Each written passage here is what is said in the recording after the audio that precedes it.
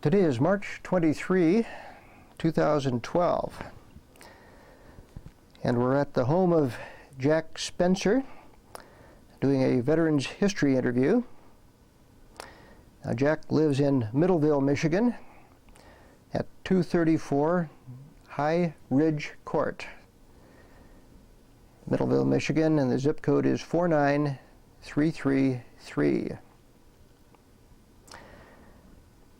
Jack spells his last name Spencer, S-P-E-N-C-E-R. And he was born September 30, 1922, at Detroit, Michigan. Jack served as a pilot in the U.S. Army Air Corps during World War II.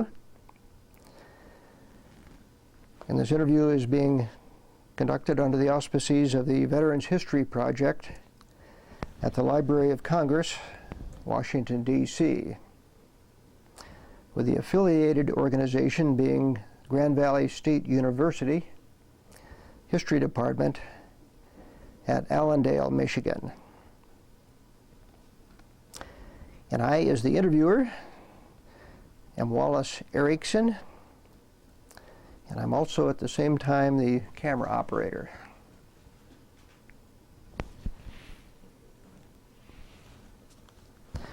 Now, Jack, could you give us your full name and date and place of birth?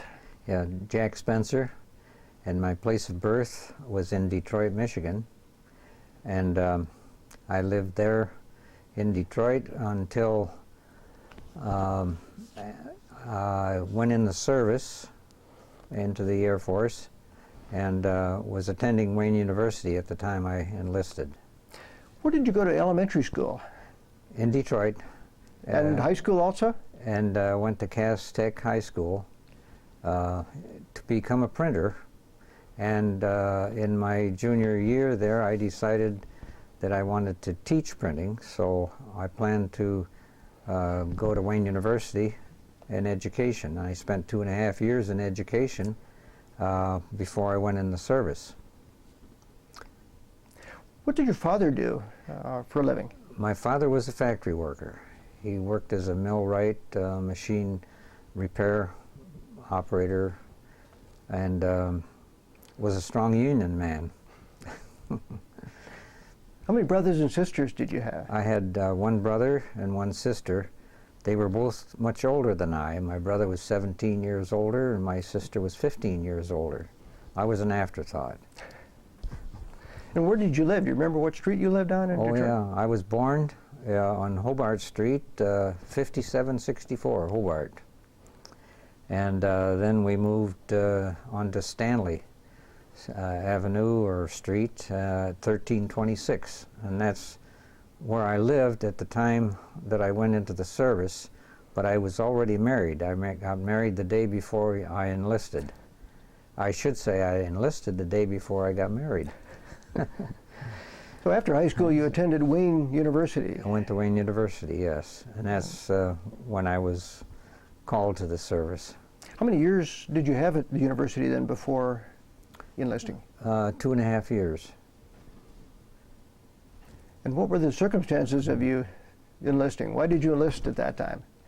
Well, there was a general attitude at that time that everyone was participating in the war effort in one way or another.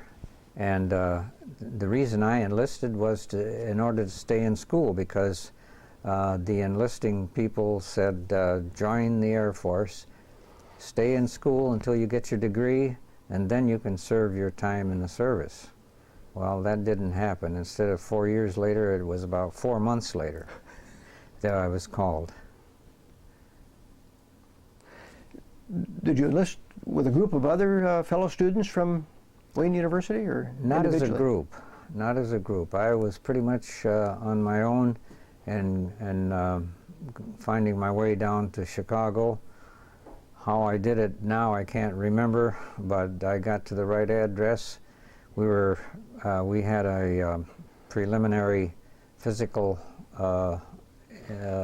examination and loaded onto a day coach We were there, we took 3 days in traveling down to Miami, Florida.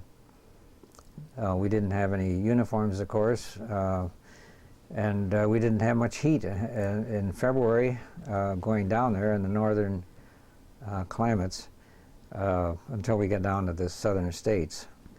And then when we reached Miami, it took about 3 or 4 days before we got a uniform even.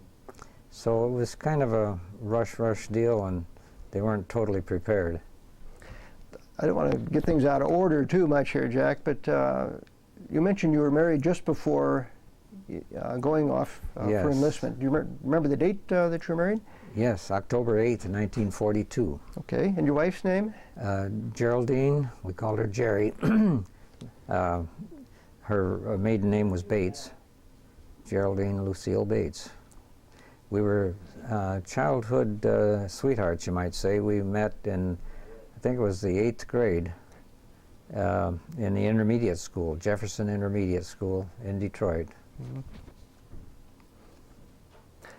Okay, and then to catch up, you're on the train, headed to Florida, is that right? To Miami Beach. And when we got there, I can remember the name of the hotel that we stayed at, the White Law. And of course, that was all taken over by the Air Force in that area.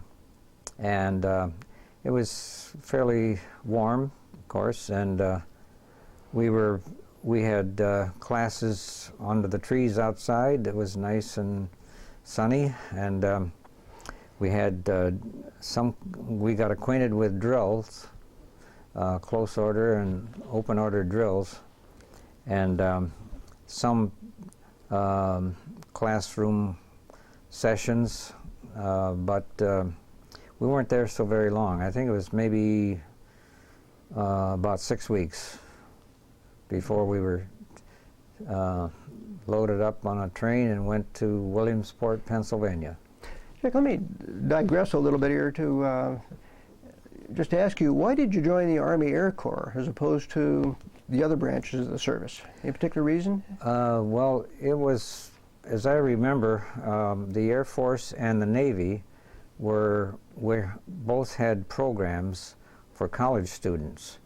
As I remember, there was I think a V5 and V7 program in the Navy, which I considered.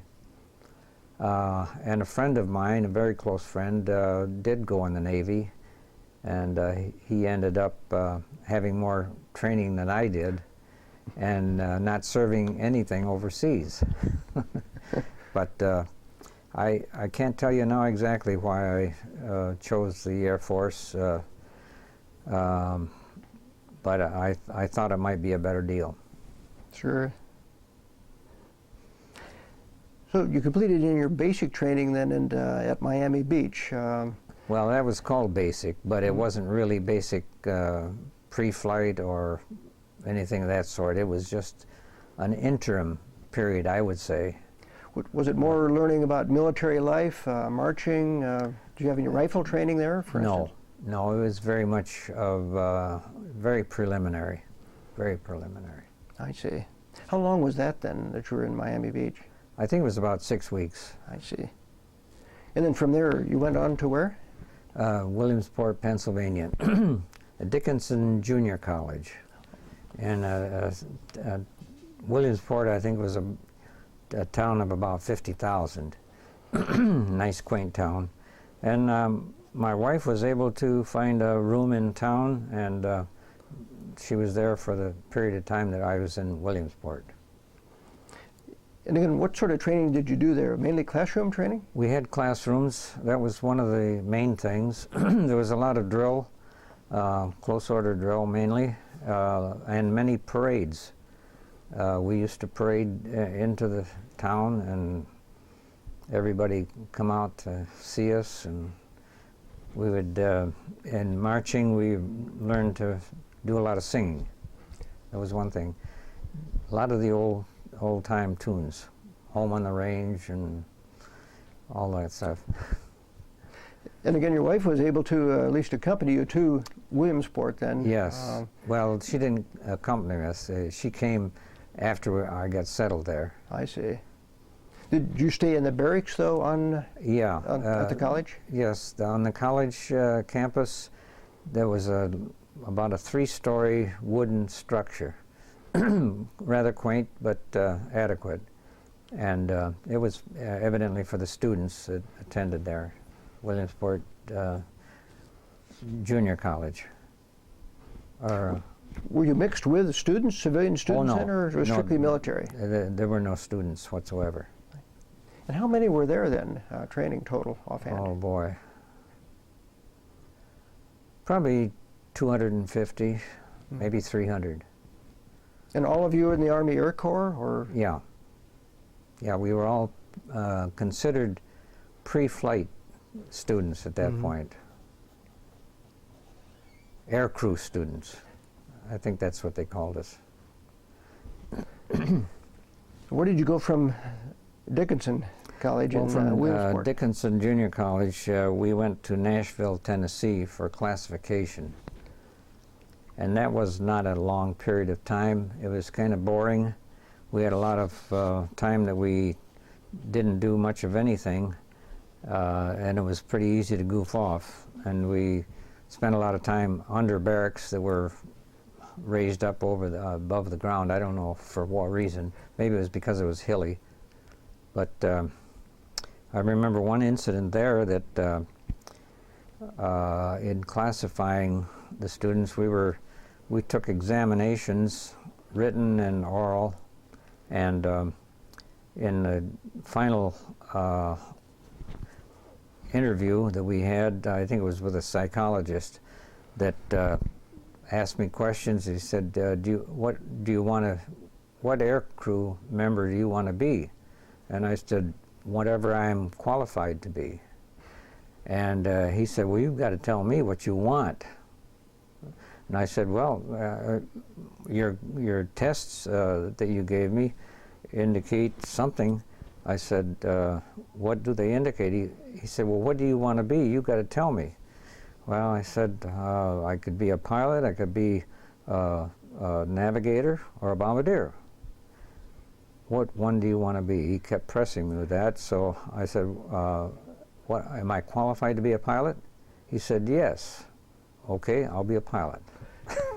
Just that simple. He had to have you tell him that, right? I didn't have a desire for being any one category, and consequently, I felt that they should make that decision, but they wanted me to make it, and I had to say, yes, I want to be a pilot. So at that point, your course throughout the rest of the war was determined. Yeah, that was it. Unless you were to wash out. And quite a few did. Now that was all pre-flight, is that right? Or did you have any flight training? At that point, it was, yes, that was even before pre-flight. Oh, yeah. Okay. Where did you go after Nashville then? After Nashville, we went to Maxwell Field, Alabama. And that was very strict. That's where we were really cadets. And we had very strict sessions of marching and parades, and we had very permanent type facilities, and there were probably about 8 cadets in each room in double bunk beds, and we had to police the area regularly and keep everything so clean, and we had inspections on a regular basis with white gloves, and they'd come in, and if they found a little bit of water in the hand bowl, we'd get a gig for that. And you get so many gigs, and you had to walk a tour, which meant that maybe for an hour you had to walk back and forth in very stern positions, as if in a parade, and maybe back and forth between 2 posts that might be 100 feet apart, and while other people were on open post, you'd be doing that for a period of time. Now by open post, I assume you mean they were at liberty then? Yeah, on base. when everyone was allowed to go on in town. I see. Okay. That wasn't very often either. Now, did your wife, was she able to come to Maxwell Field also? Or? Yes, she stayed in a home. In those days, it was very common for people to open their homes to, especially to the wives of servicemen that were from other areas. And they were very helpful, really. Very gracious in offering their help. Did the people that opened their homes like that, was it sort of a feeling of participation in the war by doing that? Yes, that was a feeling in World War II. Everybody was participating one way or another, and they felt obligated to do that. I mean, even if a young person wasn't physically qualified for the military, they would still find some way to participate themselves in the war effort. I can't say exactly what ways that they did participate, but they expected to, and unless they were mentally or physically not qualified, they were working in some way. That's when women started working more in factories. And it was very common to do that in those days. So different than today. Mm-hmm. Now, the end of your training at Maxwell Field, what was that when you were commissioned? No, that was pre-flight training. We didn't get any flight time at Maxwell Field. It was strictly cadet stern training that we were expected to perform and comply. They're trying to make soldiers out of you, right? Yeah, exactly, exactly. And where was your next duty station then? The next station was in Florida, at Lodwick Aviation Military Academy at, now I'm forgetting the name, Avon Park, Florida. Really, that was the nicest time of my service and training. It was almost like being at some kind of a resort, because it had the trappings of a resort, because there was a lake, there was the hotel, which had a canteen in it, and I wasn't stationed in the hotel, but we were in the barracks, which was a fairly newly built building to one side of the hotel, and we had swimming in December in the lake there, and then when we went on physical training, running, and we went through the orchards and I should say groves of oranges and grapefruits, and when we stopped running for a period of time, we'd sit down and eat some oranges and grapefruit. Take 5, 10, 15 minutes, and then keep going. We had a lot of good training there on aircraft engines and the maintenance procedures and problems, and that's where we did flying. I forgot to mention when we were at college training detachment, we did get 10 hours of flying in a Piper Cub, which was the introduction for some of us to the air sickness that we might encounter, and some of us were more susceptible to that, and I think that at that point there might have been a few that washed out because they joined the Order of the Mop and Bucket, and fortunately for me, even though my middle ears are susceptible to the irregular motions of an aircraft, I never vomited in all the time that I was in training. Jack, the 10 hours in a Piper Cub, was that at Maxwell Field? or at Ludwig Aviation? No, at the College Training Detachment at Williamsport. Oh, Williamsport, okay. Yeah. Okay. That's where the Little League started, isn't it? As I recall, Lycoming Airport, I think, was the name of the airport that we went. Lycoming. Lycoming engines, of course, are still famous in general aviation nowadays. Yeah. I think Curtiss Aviation started there in Williamsport, as I recall. That may be true. But at Avon Park, and called Ludwig Aviation Academy, that may have been a training for flyers before we even got there. I'm not sure of that. But I really enjoyed it there. My wife had a room in town, and I still remember the name of my instructor, who was a civilian, Matt Pilcher, and he was very, very helpful, and was very tolerant, and was a good instructor.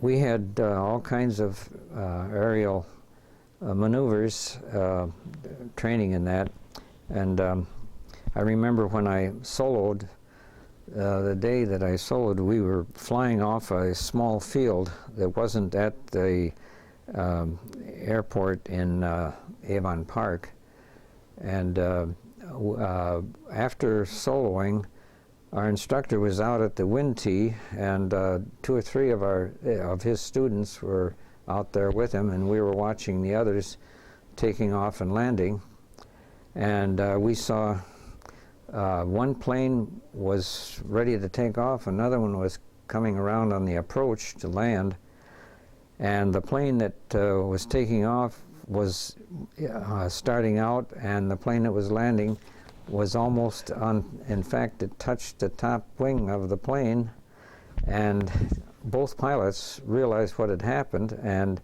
the one that was landing went around again, took off, and the one that was taking off took off, and then came around and landed.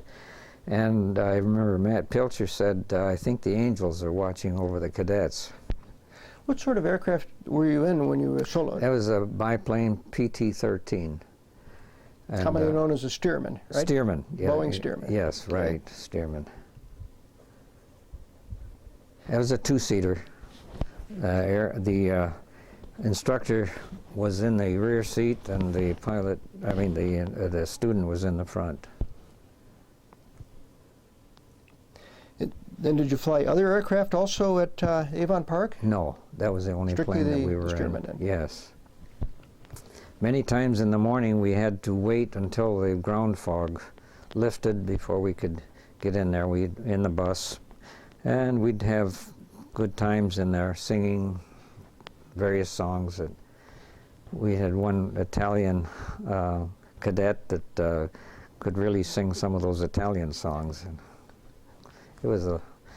Did your wife work on base or at the academy? She was in the canteen at the hotel, which was about a 4-story building, I believe. Nicely landscaped, and it had the aura of a like a golf course would be, or something of that sort, with all of the extra things like the lake for swimming. It wasn't a big lake. It was probably about maybe 100 acres. I see. Now again, at the end of this training, were you commissioned or? No, no. Okay. The next base that we went to was in Macon, Georgia. Cochrane Field, and that's where we had basic training, basic flying training. It gets hard to differentiate a lot of times between basic and pre-flight and primary and that sort of thing, but that was basic training, and that was a monoplane let's see, we were talking about the type of plane it was, and I can't even tell you now. Vultee Valiant? Yes, Was that the one? Vultee. Okay. Yeah.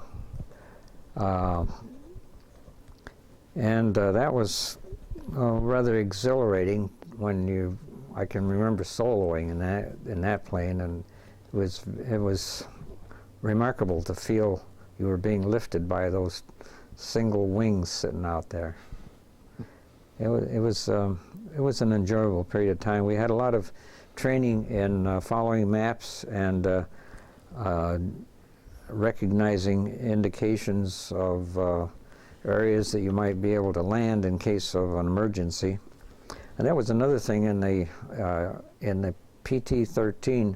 We were trained to land on top of the groves of orange trees or grapefruit trees in the event of emergencies, if you couldn't find a vacant piece of land. And in those days, there was usually some smoke to indicate which way the wind was blowing. And you always wanted to land into the wind, if at all possible. And in the training then at Cochrane Field, we had a lot of cross-country flying, solo especially. And I can remember one evening, my roommate was not back from his trip across country, and we all went to mess in the evening, and he wasn't there. Fortunately, he had gotten lost but found his way and came back while we were still eating. So he was closely out of gas, almost out of gas. Yeah. How long were you there then in Macon? I think it was about 2 months. In my notes, it was January 15th of 44 to March 22nd of 44. And from there, we went to advanced flight training, which was at Freeman Field at Seymour, Indiana. And that was twin engine, AT-10, I believe. And there we had further training. I think we even had some formation training, flying in formation. And I can remember one cross-country trip. We were going to fly low level, and we just went over the treetops. But that was conducted by the instructor. They didn't let us, as students, fly that low, but I remember that, and I thought we were going over farmyards where the cattle were, where we could see them wag their tails almost. And it was a little bit scary for a student, but I guess the instructors had done it before, and they liked doing it. Yeah, that was where we received our wings, and also received a rank of second lieutenant. So you were commissioned there then? We were commissioned then, yeah. Okay. And when was that? What date was that you were commissioned? that was on May 23 of 1944. Okay. Let me just ask you, Jack, the AT-10 aircraft, do you remember who made it? What type of aircraft was it? It was a twin engine, right? It was twin engine. We didn't get, as I recall, we didn't get educated as to who made those aircraft. I see. That was secondary. We were just there to learn to fly them. Learn to fly them. Yeah. Was it powered with a radial engine or yes. opposed? Yes. Radial? I think all of the aircraft that we flew in training was radial aircraft that seemed to be the most reliable. Mm-hmm. And Continental is one of the names that I remember.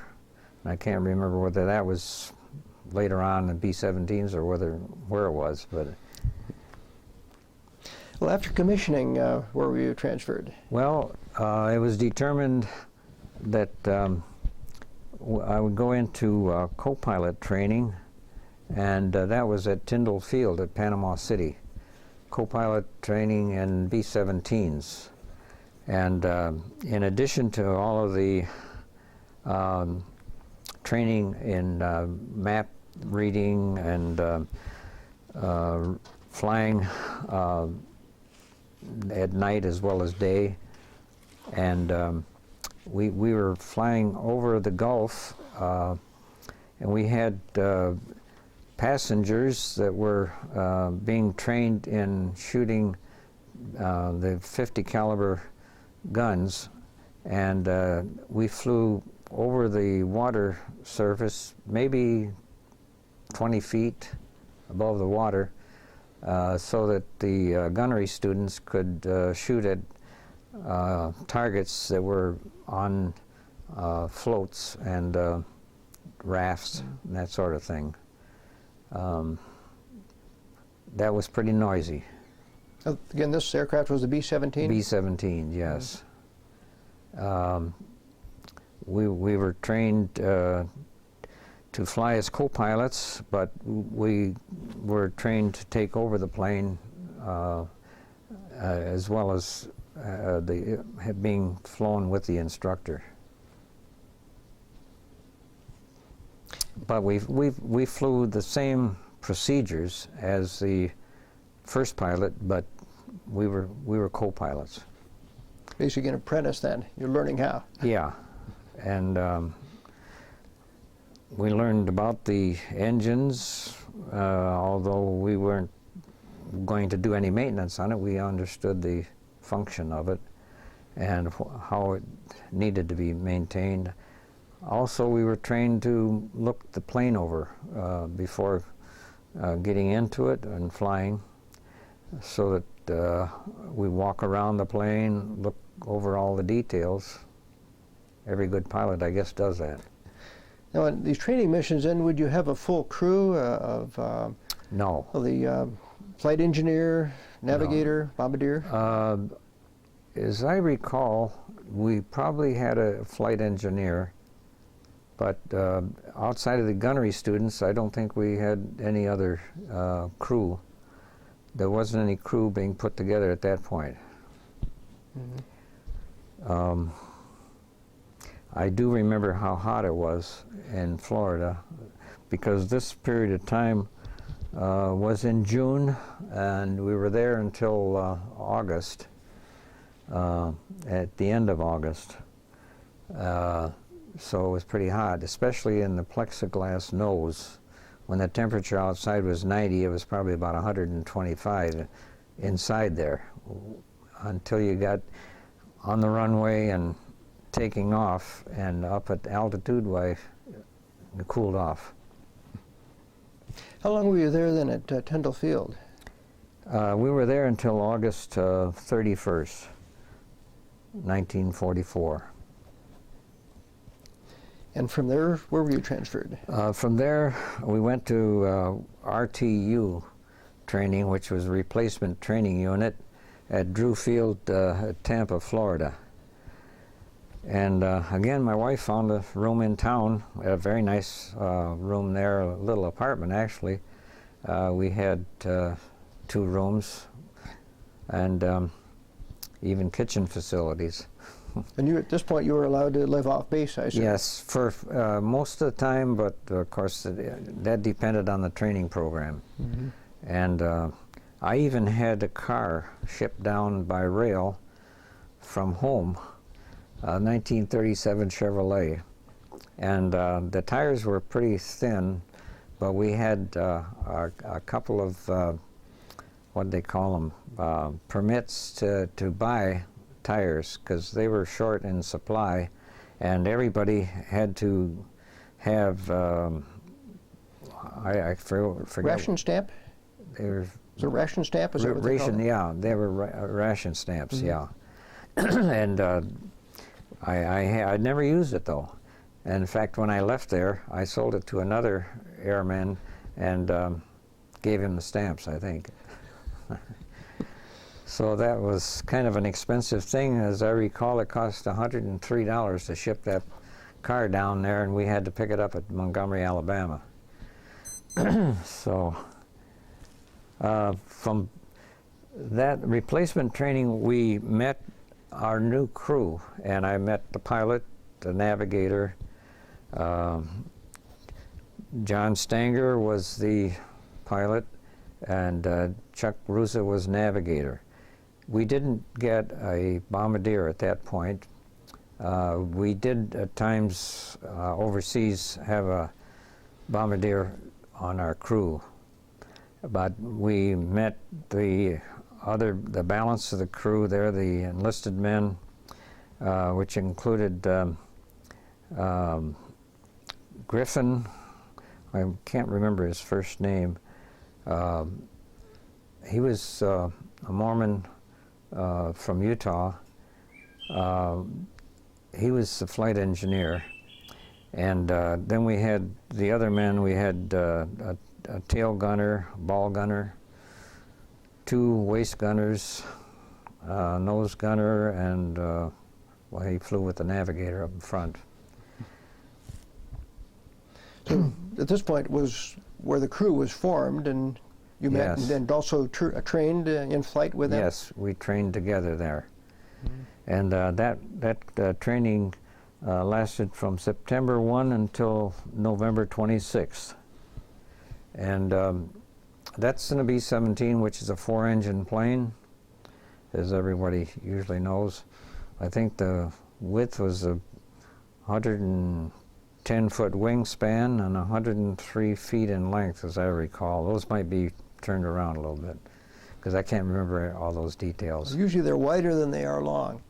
Well, maybe that's the reason why it's 110 compared to 103, but there again, I'm not sure of those dimensions. I'm going by memory, which isn't the best. And then after that training there at Drew Field, did you go overseas at that point, or where was your next assignment? Yeah, well, the next was at Savannah, Georgia, Hunter Field. And we were there relatively short time, although it was from November 27th to December 13th in 1944. And we received the necessary equipment for the crew, and also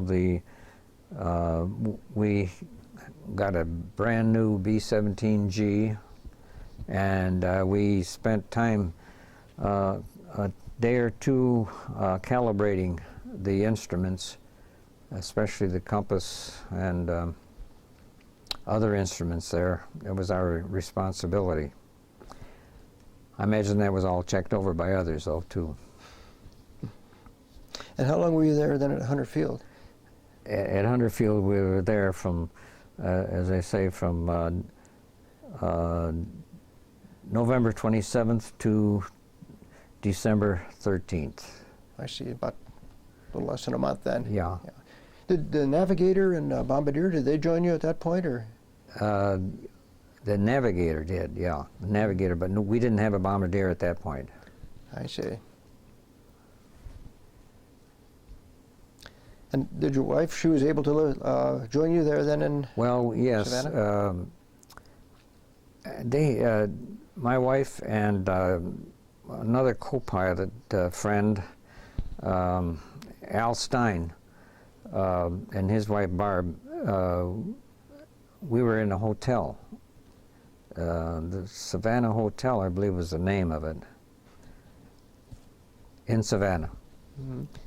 Of course, that was the ended period that we were there in the States.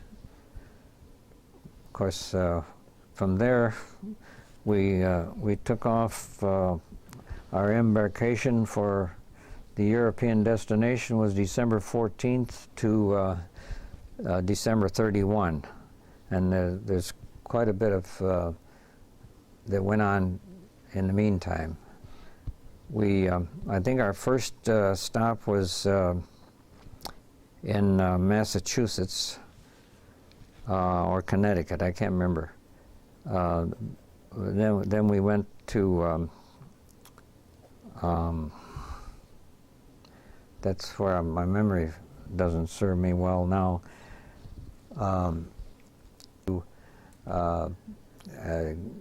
It was so cold at Gander, it was way below zero, and we had to squirt gasoline into the oil to get the engines to turn over properly. I can remember that's probably the only time that we ever used the gasoline in the engine Diluted oil. the oil then. Yeah. Yeah. Well, in Alaska, I understand they actually take the oil out of the engine, keep it in the tent, or then heat it home. Yeah, put it back in the morning. As far as I knew, we didn't have any engine oil heaters like they have with, with diesel oil. But that's as a fuel. But this was actually in the crankcase of the engines, and in order to get them to turn over properly. Were you just overnight then in Gander? No, we were there for a few days because of weather. And I can't say for sure how long. I may have a record of it somewhere, but it was probably about 4 or 5 days. And from there... Were you flying solo or with a formation of other aircraft? No, we were by ourselves. We had to do all our own navigating, and there were other planes, of course, coming and going all the time, but we were pretty much on our own. And the stop from after Gander was the Azores Islands, and I can remember how remarkable it looked, because of course coming through all that bad weather, cold weather. We didn't have bad weather on the flight down there, which was, I can't remember, it's probably about 6 hours, but it looks so quaint to come down from altitude, circle down over that island, and see all these people on the side hills of the mountain, or in ox carts and bare feet. And especially coming from freezing Gander. Yeah, right. And it looks so green, beautiful. What sort of navigation did you use, Jack? Did you have radio navigation, radio beacons? Yes, or? We had radio compass, and we beamed into some beams or radio compass beams for navigation. Beyond that, I can't remember much of the details. Of course, we had a navigator that was doing most of the work, but we as pilots had to, know what was going on, and how to navigate as best we could by compass and by radio compass. And then were you there in the Azores several days before Yes, we flying? were. I can recall an incident where we were being directed to park our plane in a certain place, and the guy gave us directions which caused the tail wheel to hit some obstruction, and I can't remember what it was. But they determined that the damage wasn't bad enough, so we didn't have anything done to it. It might have been more facial damage than anything. But yes, we were there a few days. I can't say how many. But from there we flew over to Marrakech, North Africa, and ultimately we were, I think on Christmas Day, we were in the area that was recently freed from Gaddafi in North Africa. Libya then. Libya. And from there we flew up to Foggia, Italy, and we were there 2 or 3 days. The weather was very bad, rainy, wet, and we had to turn over our nice new B-17 when we were picked up from a pilot flew down with a B-17 that was an old one stripped down and picked us up and brought us up to Foggia, Italy. I don't know how many miles north of Gioia that would be. Maybe 150 or so miles. And that was December 31st, 1944.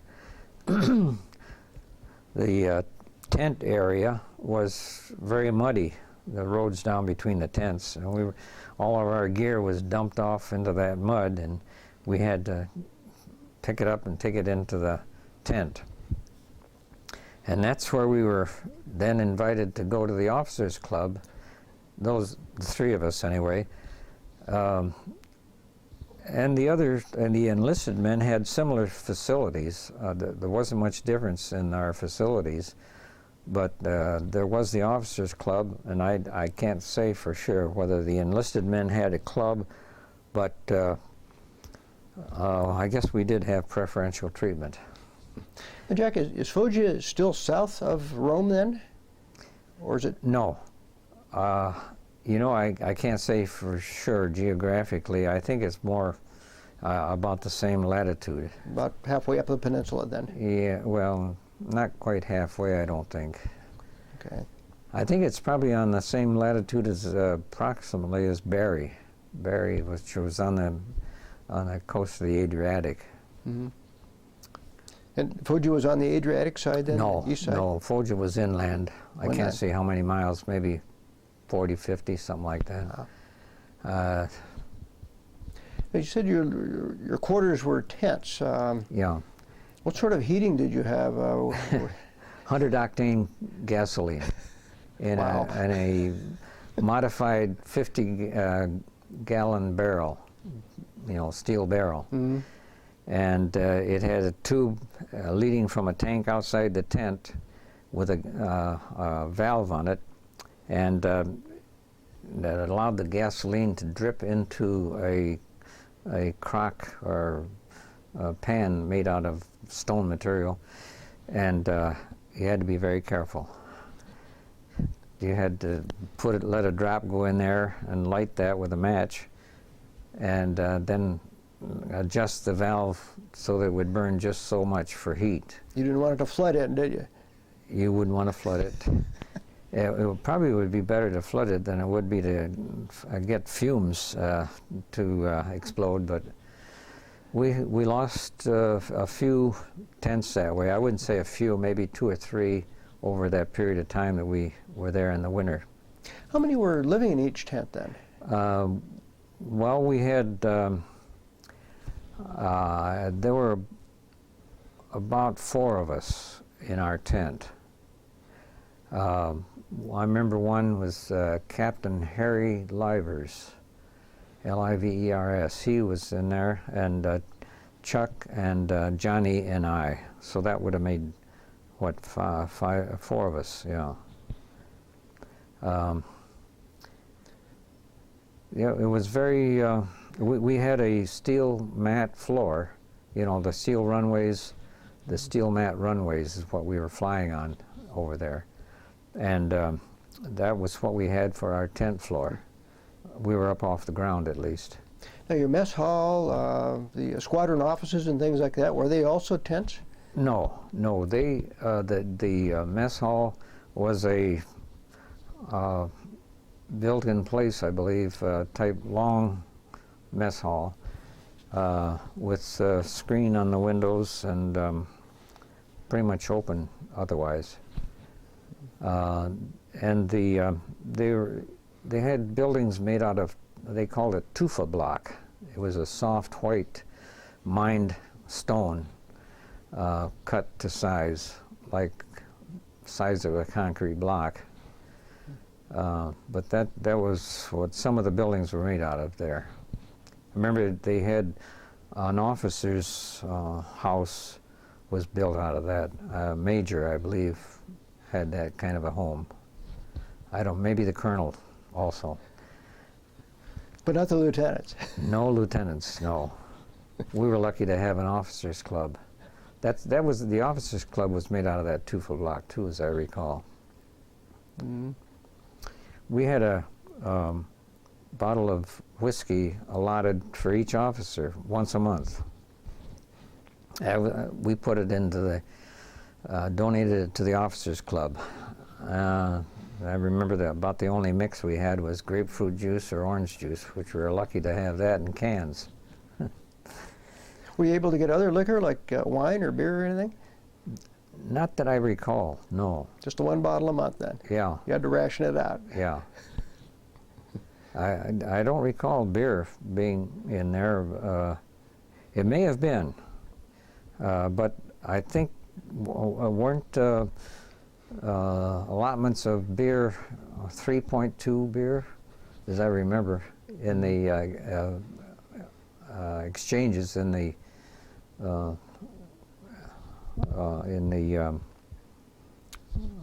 facilities for the.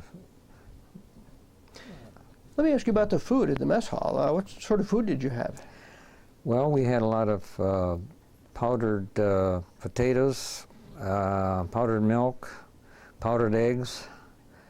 You know, I didn't complain much about it, but I heard an awful lot of complaints.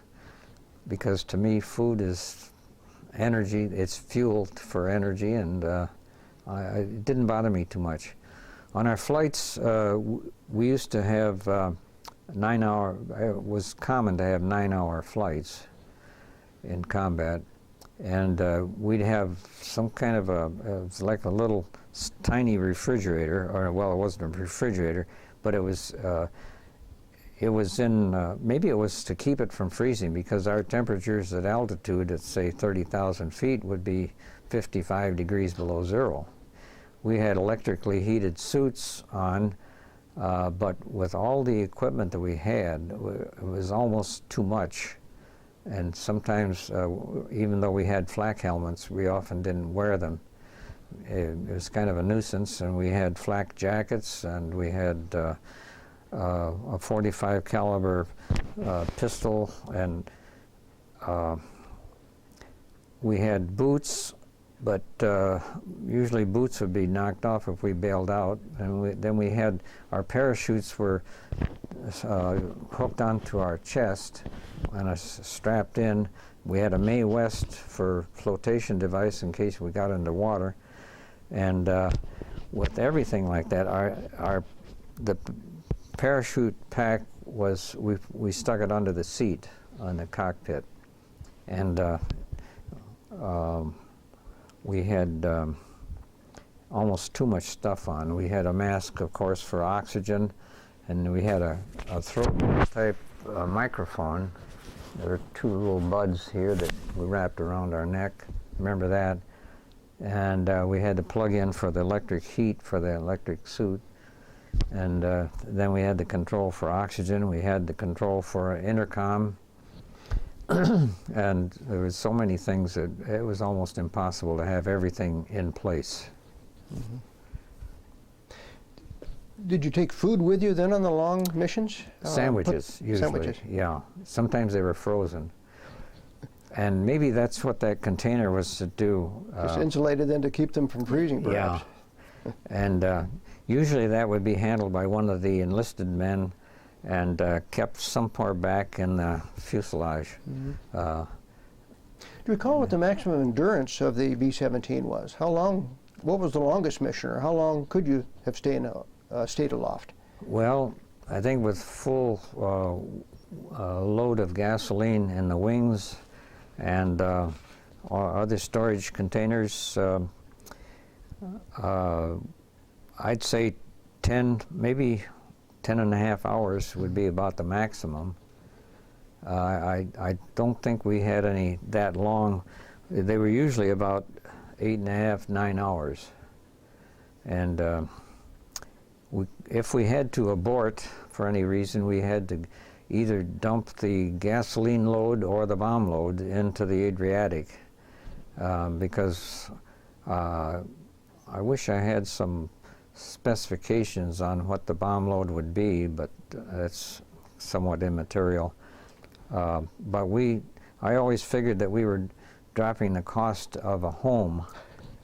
In those days, you could get say a 2-bedroom home for about $3,500 to $4,000. Because I know in 1940 my folks built a house, two-story brick home for $8,000. And so I kind of felt sorry for all the waste that we were having to make. And of course gasoline at that time was worth around 20 cents a gallon. Maybe even less, 17 cents I remember seeing it. We didn't worry so much about that, but it was 100 octane gasoline. And to see that wasted was a waste. Now, why would you dump or jettison fuel and bombs? Especially the wing load, because if you landed with a bomb load, of course, you can imagine what might happen. So that was usually the load that you want to get rid of, and that could be dumped into the Adriatic. But the gasoline was stored in the wings, and if you landed and you had a rough landing, you could shear off the wings. Is that flashing? This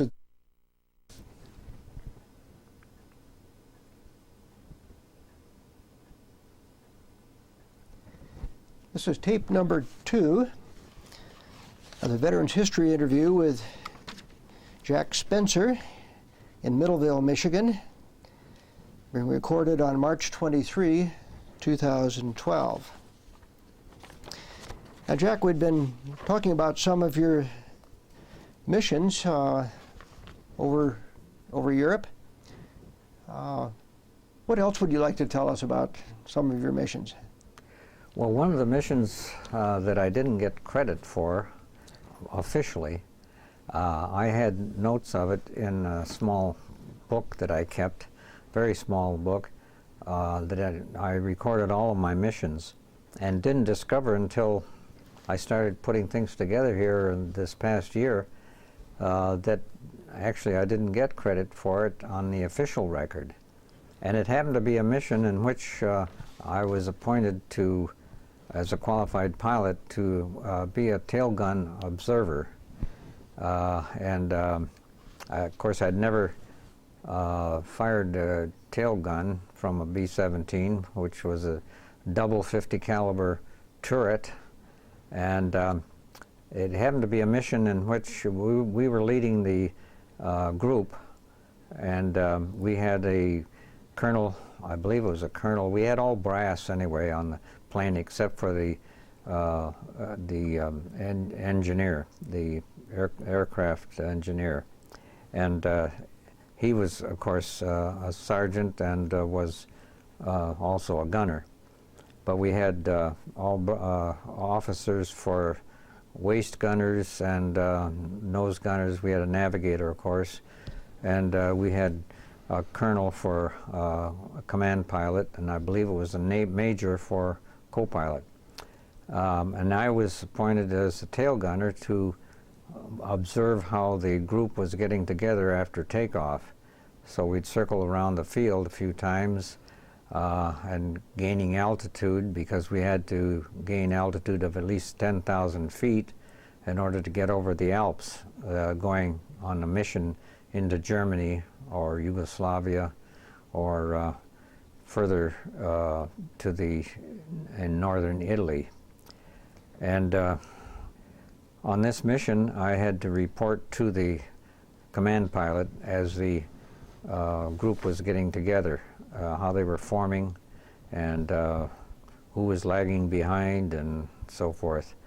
And then I gave him a report, of which I still have a copy, the pencil copy that I originally made, and I've made more computer copies of it more recently. But on that mission, we lost a wing ship that I recall.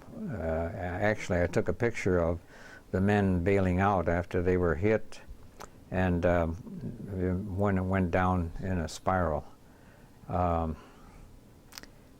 We didn't hit the main target at that time. As I recall, we ended up going over Maribor, Yugoslavia, before we dropped our bombs.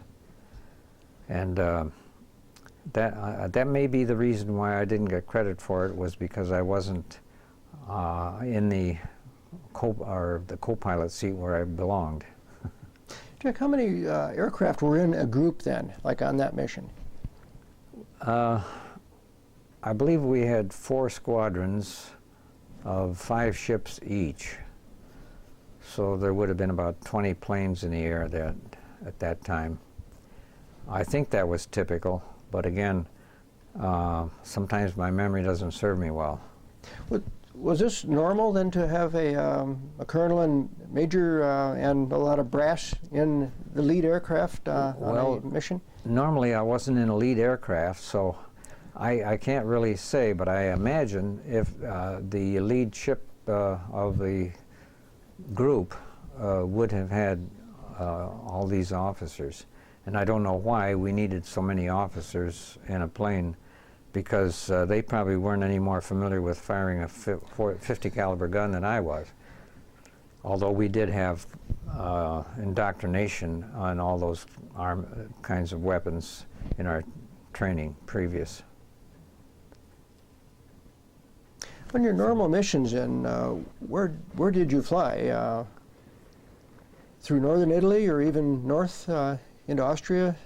In Austria, yes. In northern Italy, we had, at the end of the war, we had a lot of missions in northern Italy. I shouldn't say a lot, but several, in which we were bombing at low altitudes because they didn't have anti-aircraft in that area. This was where the Germans were holding out near the end of the war. This was just before the end of the war. And we were doing a lot of bombing with anti-personnel bombs. And we were bombing, instead of in a formation normally, we were flying wingtip to wingtip over a large area. And our front lines had smoke bombs that they could show us where their line was, so that we'd drop just beyond that. Mm-hmm. And that was kind of a hairy experience from the standpoint that getting together in a group afterwards was difficult. To fly in squadrons after you've been so, you might say, spread out. But the Germans did not have the anti-aircraft well, they didn't seem to. We were flying low level. I mean, say maybe 1,000 feet or so, as I recall. Mm-hmm. And we were instructed that we were to drop our bombs just beyond the smoke line. How long were those missions? Were they must have been somewhat less than 9 hours then, right? Yeah, they probably were. I think in my little book, I believe I have it all indicated as to how long it was, and that would be approximated too. What were some of the longest missions? Did you go to Berlin, or further north in Germany, or? Well, one nice experience that we had was to go to rest camp at the Isle of Capri. And we were there about 10 days. And I had a cold when I came back, and I went on sick call the next day. And the mission that day was, we didn't know it at the time until it was over, but that was to go to Berlin. And that's where we lost a lot of planes. I guess I was lucky that I got a cold, because that's where we went that day. The Germans must have surrounded Berlin then with anti-aircraft batteries. I don't know the reason why we were going to Berlin, whether there was something that Germans were doing or something we had planned, but there were a lot of casualties. Of course, Berlin probably was protected more with anti-aircraft than the normal areas. And those were long missions, I understand. Before we got into the area over there, earlier on, maybe a year or so before, I believe there were some missions where we went from Africa up into Russia. instead of coming back, because it might have been closer. And the missions, maybe they couldn't come back if they went as far as Berlin. I can't recall. How often did you fly then on a sortie? Would it be daily or? It was rather irregular, and it might have been due to weather, or maybe to the kinds of areas that they wanted to go to that they were preparing in some way, either from a mapping standpoint or, you know, espionage of some sort. I just can't say, but it was irregular. We might go 3 days in a row and then not have anything for 3 or 4 days. I could indicate that by the dates of the missions I had, but then it wasn't our entire force that would go on all the missions at the same time either. There were, you know, we might have half of us or 2/3 of our whole group that would go on the missions, and we wouldn't use the same planes all the time because oftentimes they would get damaged with flak. There's one situation where it wasn't in our group, but I think it was on Stars and Stripes, where a B-17 took a direct hit, and the plane got back to base, and it showed how you could drive a Jeep right through it because of a big hole that it put in it. Those B-17s would take a lot of battle damage, wouldn't they? Take a lot of abuse, yeah. Still keep Very flying. reliable. We flew on missions jointly with B-24s also, because in Italy there were a lot of B-24 bases, and we always felt proud to be in a B-17, and I think they were always proud to be in a B-24. B-24, I think, had they were a little faster, and I don't know whether they could carry a heavier load or not, but. Now this was the 2-engine Mitchell bomber, is that right? No, they have 4-engine B-24s. B-25s was a 2-engine. Oh, I see. What was the name of the B-24? Do you remember? Liberator. Liberator. Thank you. Yeah. Sometimes I can remember. So they would be, the Liberators would be on one base, and then you're flying Fortresses on another base, and then you would link up then in the air. Yes. For a mission? Well, you know, I think that's true, but my memory doesn't serve me that well to say that they were flying on the same missions as we were. We were bombing some of the same targets, I think. Mm. We were bombing oil refineries and marshalling yards, you know, to knock the trains out so they couldn't get the fuel to the centers where they were needed for their aircraft, especially their jets that they were developing. And I'm told that if they had if they'd had enough fuel, they could have got their jets in the air and done a lot more damage to us. But at the time I was there was very little fighter damage done to our groups. Did you see any fighters yourself, the Messerschmitts, or? No, I can't say that I did. But we had fighters, P-38s, P-40s, what's that Thunderbolt? P-47, I think it is. P-47? Yeah, Public Thunderbolt. And P-51s. Mm-hmm. The Mustang. Yeah, Mustang. Those were the dominant ones that accompanied us part way. So they would accompany you outbound and then also over enemy return? territory, yeah. Mm-hmm. But of course they didn't have the fuel capacity to go all the way. Mm-hmm. So your main concern then, at least over the target, was flak, anti-aircraft fire. Anti-aircraft, yes. The 88s and the 105s. Was it because at that time of the war that the German fighters, the Messerschmitts, they were just few in number then, that they couldn't send them up for every American bombing mission that was headed their way? It's my understanding that fuel was a big thing. And of course, that's what we were targeting too. Fuel and ammunition dumps, bridges, railroads, marshalling yards mainly. Yeah. How many missions were you on total then, Jack? I think it was 23. I can't remember now whether that was counting the one that wasn't counted officially. When you were the tail gunner? Roughly 23, before the war ended. And then at the end of the war, right after the end of the war, we were hauling supplies to the British 8th Army in northern Italy. I don't know why we did that, but that's the way it was. And the strange part was that they wouldn't allow us to take all the armament off of the plane.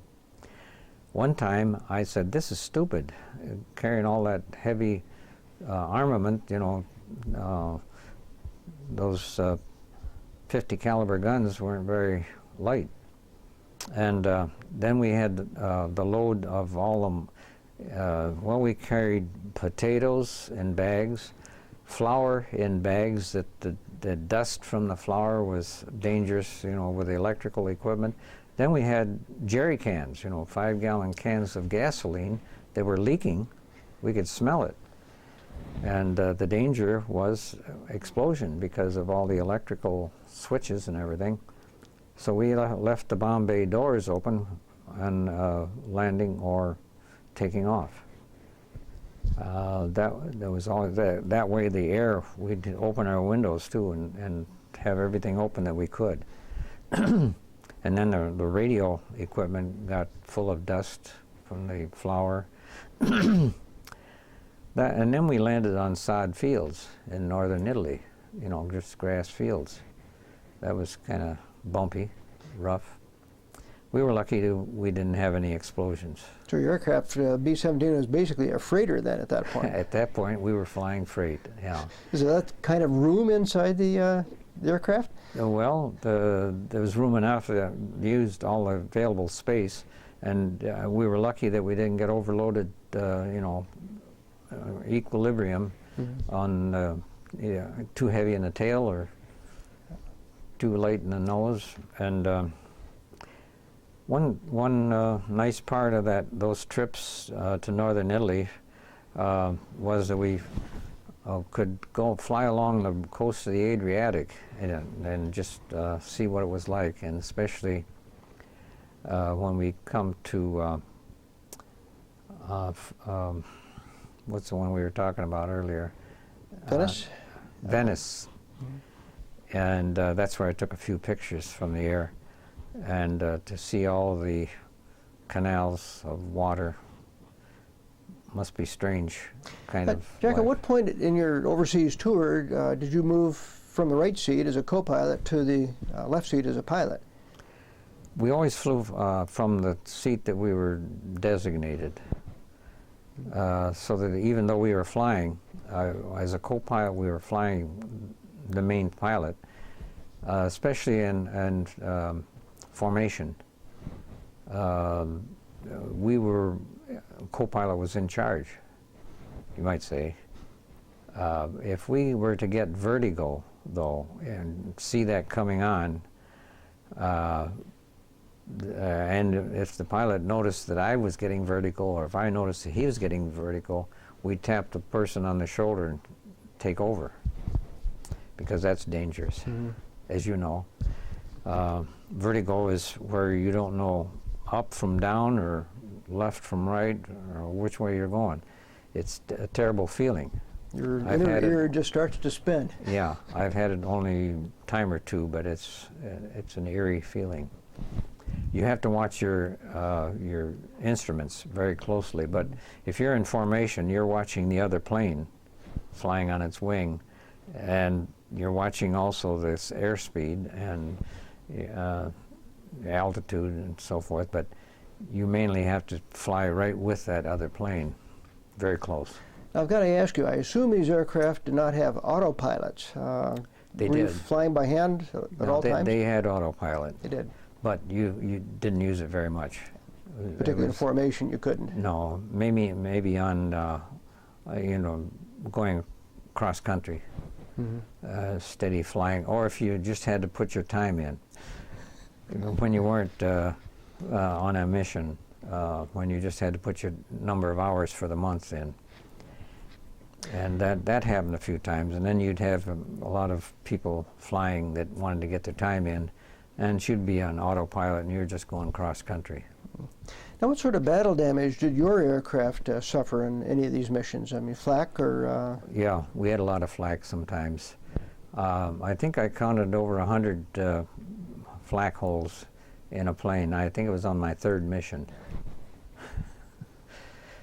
Yeah. And I understand one of them was right over your head. Well, it was, yeah, well, when I flew in the tail, as a tail gunner observer, yes, a piece of flak came in just about this position over my head, came through the fuselage. It wasn't a big hole, but about the size of a quarter. That's enough to kill you. And that aluminum isn't very strong to stop steel, is it? No, no. And, I just thought about it, but when we came down from missions, the Red Cross was usually close by the briefing hut, and we get a cup of coffee and a donut. I guess we were supposed to have a swig of whiskey, but I don't think that ever happened that close, that near. I think that was a justification for passing out a fifth of whiskey to officers once a month. But I never followed up on that. Did the enlisted get whiskey also, or? I don't think so. But Did they get beer? We would share it with the enlisted men if we didn't turn it in at the officers' club. Yeah, we used to have some times together. If we had some K rations, we'd open them and have a little party, invite the enlisted men into our tent, and yeah. So your relations then with other officers and the enlisted was fairly good? Oh yeah, very good, very good. We treated the enlisted men just like fellow officers. It wasn't that we lorded over them or anything like that. Were the mechanics and the armament people, the people loading the bombs and things like that, were those individuals, were they also housed in your area? I think they were, and yet I know that there were some tents that were right on the airfield. See, we were remote from the airfield by, maybe a mile. I think it was across the highway too. I think we would be bussed over there in the morning. Well, sometimes we were up very early because we had our briefings about 6 o'clock, I think, or 5 o'clock. It was still dark most of the time when we went into briefing huts. And then we'd find out where we were going and how many anti-aircraft guns there were and what altitude we were going to come in on the initial point. And sometimes that was kind of scary feeling because they would tell you what our last bomb strikes were like. The pictures showed that we didn't hit all of the targets properly. So they said we're going to go down maybe 2,000, 4,000 feet lower today. And that, you'd always get a chill down your spine. You try to get them then, huh? Yeah, in order to get a more accurate hit.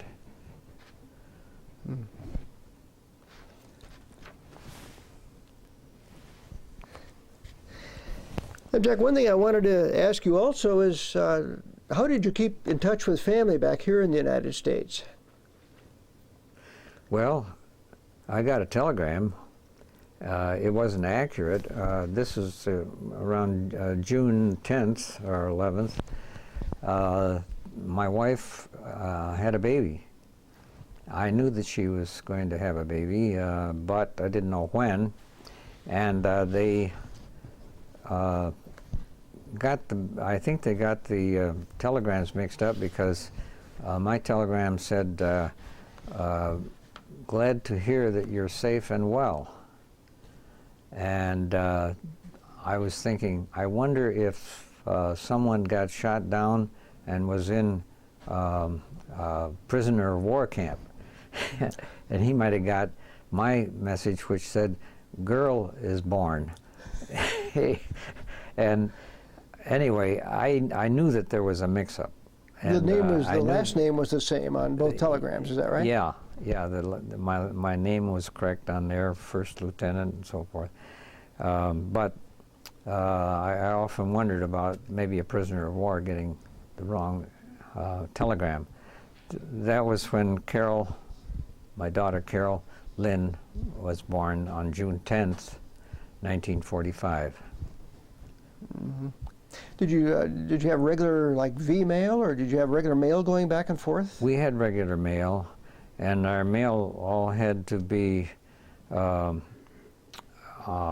inspected by an officer, except censored, right? Censored. The officer's mail wasn't censored, but we had to do some censoring of enlisted mail. It was kind of a non-productive enterprise. Because most it was for rather rote type of thing, writing back and forth, but there wasn't any kind of secret messages that were going to be sent back and forth at that time. But yeah, we had V-mail. They had I think V-mail was almost like tissue paper. I recall that. Very small sheets then. Yeah, yeah. But of course we didn't even know about television at that point. Yeah. I'm assuming you were never shot down or a prisoner of war then. No. Is that right? No. Yeah. We had very little problem. We had an engine shot out one time. We had to land on 3 engines. That was no problem. It was on my side, the inboard engine on the right side, that got hit by flak. Lost, and then we had to feather the engine. You know what feathering is? That's where you can turn the angle so that you don't get a lot of resistance against the wind. Yeah. The propeller. You turn it flat to the wind. Yeah. Not flat to the wind, but into the wind. Yeah, into the wind. Were you ever wounded? No. Okay. Did you have any casualties among the immediate crew members of your aircraft in your missions? Our engineer was shot down on one mission that he flew in another crew. We didn't always have our own crew. We had mix-ups.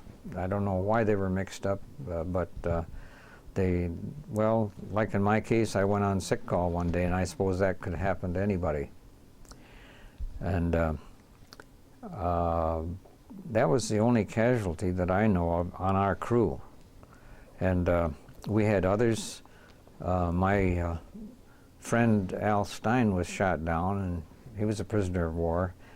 And I understand that his pilot was killed because their plane was hit, and I don't know what happened to it, but they all bailed out. What individual awards or did you receive in the Army Air Corps? Well, I have some medals. I can't tell you what they are. I've got the paperwork that goes with them, but I can't tell. The ribbons and oak leaf clusters, stars, but they, I guess they're meaningful, but not important to me. Yeah. How did you handle stress, particularly when you were overseas? You know, you had days off, but then you also had missions to fly, and yeah, I don't know. Stress wasn't even considered. We didn't know it was stress. You just did your job. I guess we were in stress, but we didn't know it. I didn't think about it. We did appreciate going to the Isle of Capri. The Italians call it Capri. But that was very rejuvenating. It was good.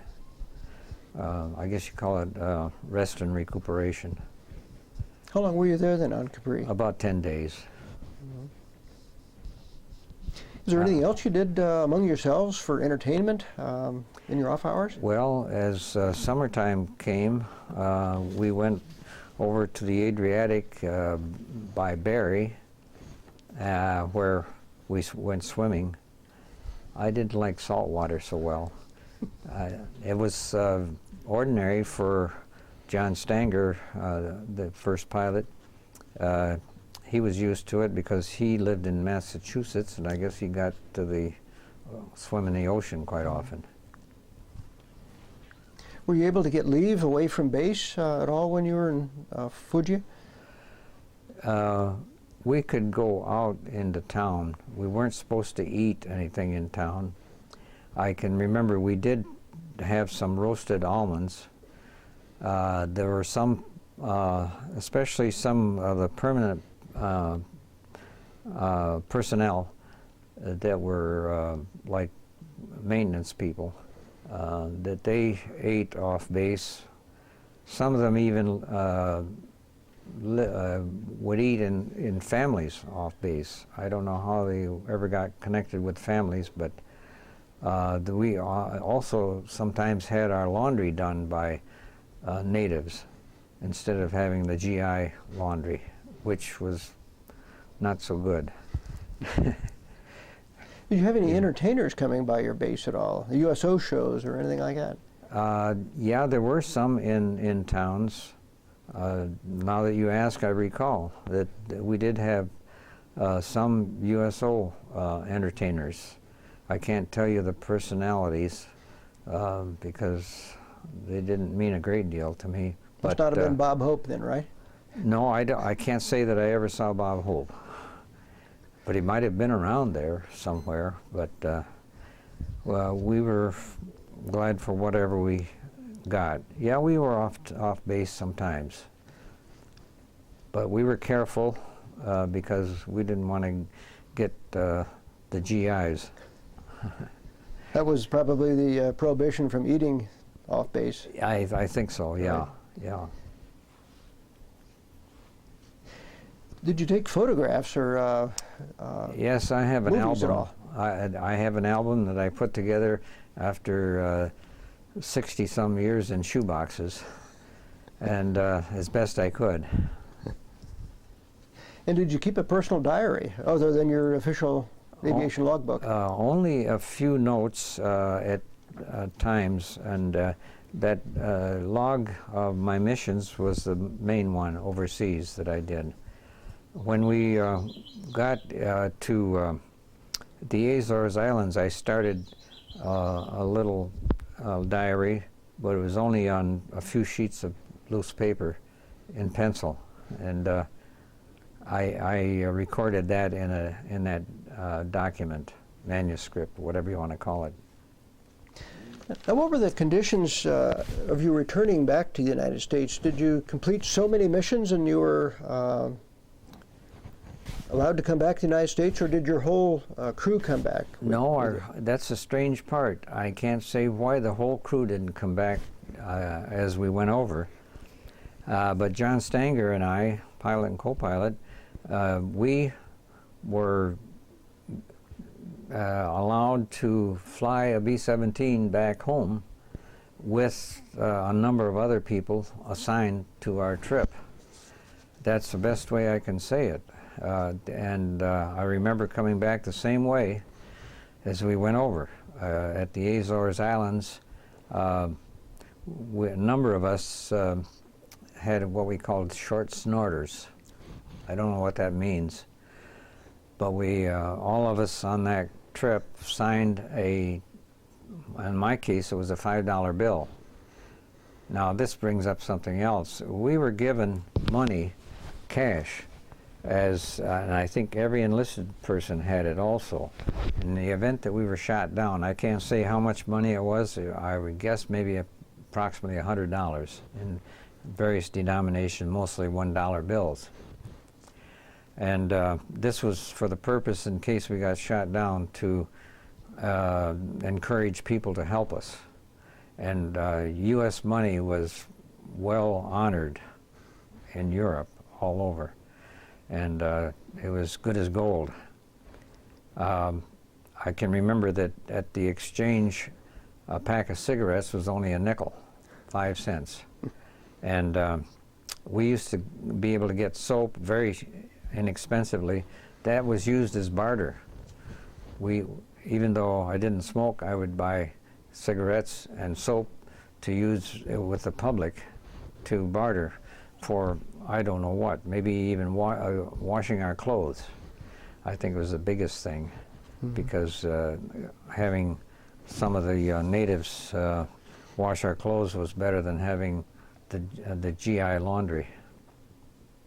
So flying back, was your aircraft armored? I mean, did it have the machine guns installed, or do you recall? You know, I can't remember that. I assume it was an older, run-out aircraft. At the time that the war was over, when we were officially notified that the Germans had surrendered, the quartermaster came through and took all of our weapons, took all of our guns.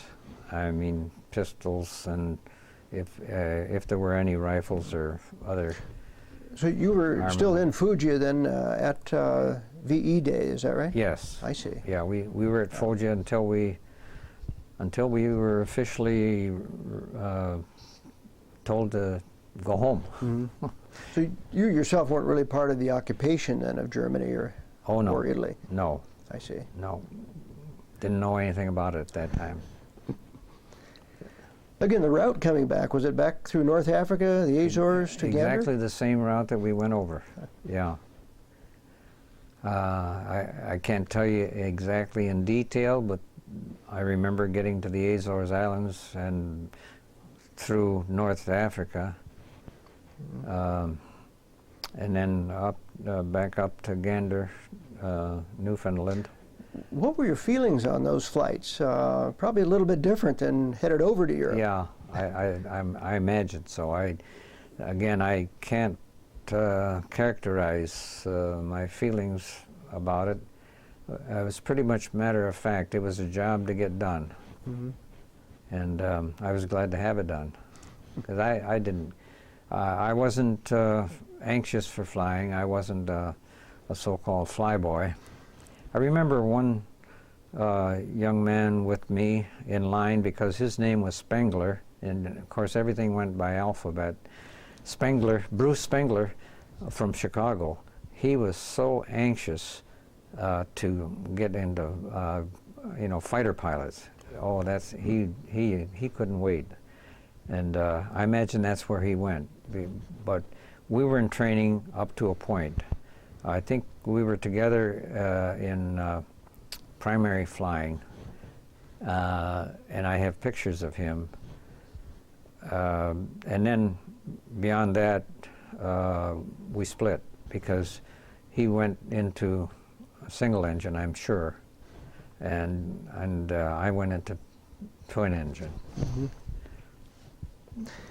So I'm jumping ahead a little bit here, but you never did anything in the area of civilian aviation, or No. Never tried to fly for the airlines, or? No, Okay. I wasn't interested in it. I see. And I went up a couple of times with private pilots. Can't even remember who they were now, but that was the extent of, except for flying as a passenger on airlines. Now coming back in, again, your return flight from Europe, where did you make landfall in the United States? We landed in Connecticut, and I remember the pilot said, "You want to land it, our last one?"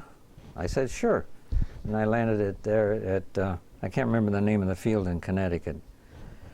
And that's where we parted, John and I never heard of him again. And that's too bad, in a way. But of course we each, I'm sure, had, he had his life to live and I had mine. And I was married, he was not. He was kind of free freelance, what do you want to call it? Free spirit? He and our navigator used to chum around a lot together at bars in training. And of course, being married, I was with my wife as much as I could be, but those two they always had girlfriends. I guess the best place to find them was in a bar, although they confided in me one time and said, a church party is a good place to find girls. Were you discharged then in Connecticut when you landed No. there, or where did you go from there?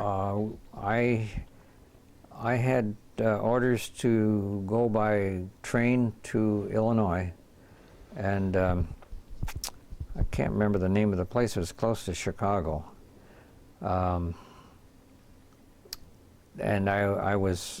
we went into a meeting there. It was a bunch of service people on tables, and I think we were given certain documents to read and maybe sign, but I found out that I think it was 68 points, and I needed something like 65, I think, points in order to get separation. Because as an officer, you're not discharged immediately, you're separated, and you're on call then for anything in the future. But at that point, I nearly fell off my chair to find out that I could be out. Because we were expecting, well, all of our gear we were told, was sent to Sioux Falls, South Dakota to go into B-24, or what was the big one? The 29s, the B-29. Super Fortress? Yeah, that's it, Super Fort. Pretty much like a B-17, I'm told, only bigger. Larger bigger. engines, larger bomb bay. Yeah, right. In fact, my brother-in-law was a navigator on a B-20, what do you call it? B-29. B-29. Yeah. He was in the in Japan, flew over Japan, and then he was called to go into the Korean War. The strange part is I stayed in the reserves, and he laughed at me. He said, I didn't stay in the reserves, so well, I'm not going to get called, you're going to get called. And it was just the opposite. He was called. So as an officer, you're on call anyway, even though he had been separated. Had separation from the service. So was it at Chicago then when you were separated Yeah. from the Army Air Corps? It wasn't exactly Chicago, but it was close there. Mm-hmm. And I didn't tell my wife. I called her from there and told her I was coming home, and I had to take a train, and she was to pick me up at the Michigan Central Depot in Detroit. My sister drove the car because my wife didn't have a car then, and in fact, I don't think she could drive then even, because cars weren't as available then as now. But I surprised her when I got home by telling her that I'm out and I don't have to go back. So that was a nice reunion. And that's the first time I saw my daughter. She was 5 weeks old then, and my sister drove us home. Although she said, you want to drive? And I felt strange because flying and using my feet with the rudders, I had to learn to use the brake and the pedal accelerator. Now, Jack, after the war, did you go back to school on the GI Bill at all? Yes, I did. And I had the opportunity to get into a program sponsored by the Veterans Administration, Wayne University, and the Builders and Traders Exchange in Detroit. Of course, I had to switch from teaching in the College of Education over to civil engineering, which I did, and was in that program until 1947. My second child was born, David Irwin, was born in April 24th of 1947. It became so hectic to try to do homework and abide by the rules of the Veterans Administration, and I was only allowed to work so many hours, but I was on I think it was a 12-hour program in school. And some days I was traveling to school and to work and maybe back to school again on the same day. Didn't have a car, using public transportation. It was hectic. And then I was working at the end, and I was working 40 hours a week trying to carry a 12-hour program and maintain a home with 2 kids. It became too difficult, and I dropped out of the program, but I continued working. They wanted me to work more hours. I wasn't supposed to. I was violating the program rules, but the company wanted me to work that much. And then I could make more money anyway, because I think we were on a limited $200 a month at that time. Of course, money was worth a lot more then. But you know, I want to touch on another topic. With flying pay, I was making $392 a month as an officer, as a pilot. That was with flying pay, which was pretty good in those days, I thought. I assume most of that you were sending home to your wife then, is that right? Yeah, right. Mm-hmm. Although we had to furnish a lot, you know, as an officer, we had to have pay for our own uniforms and clothing, and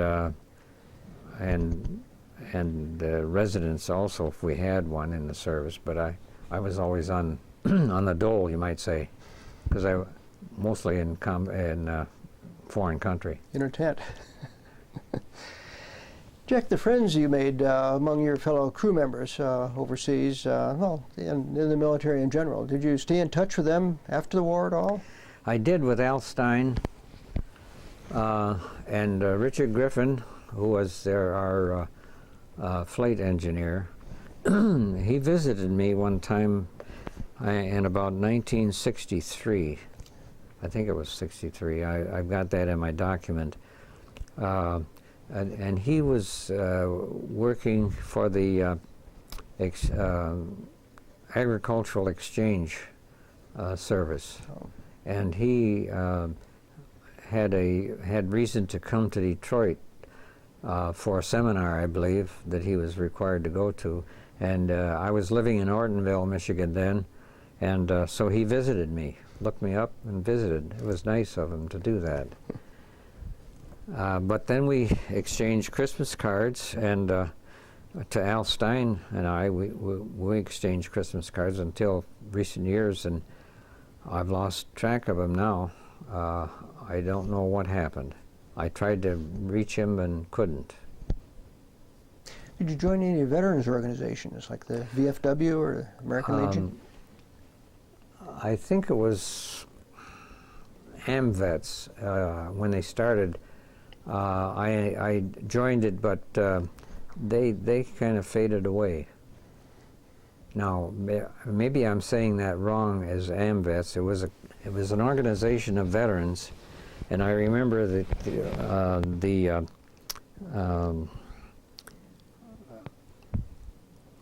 one of the men in the company that I was working for at that time was an officer in the company, and he encouraged me to join it. That's the only reason I joined it. But I didn't join any organizations after that. I just didn't feel that I wanted to emphasize any connection with war. But that may be the wrong attitude, I don't know. Any reunions? Did you attend any reunions, or have there been any reunions of your squadron? Or no. Never heard of it, anything like that.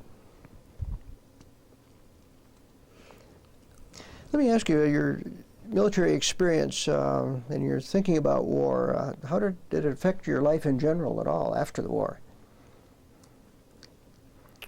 Well, I don't like the idea of war. I think it's a waste, a big waste. I think the Vietnam War was a terribly big waste. I think it affected our economy, and the present wars that we have right now.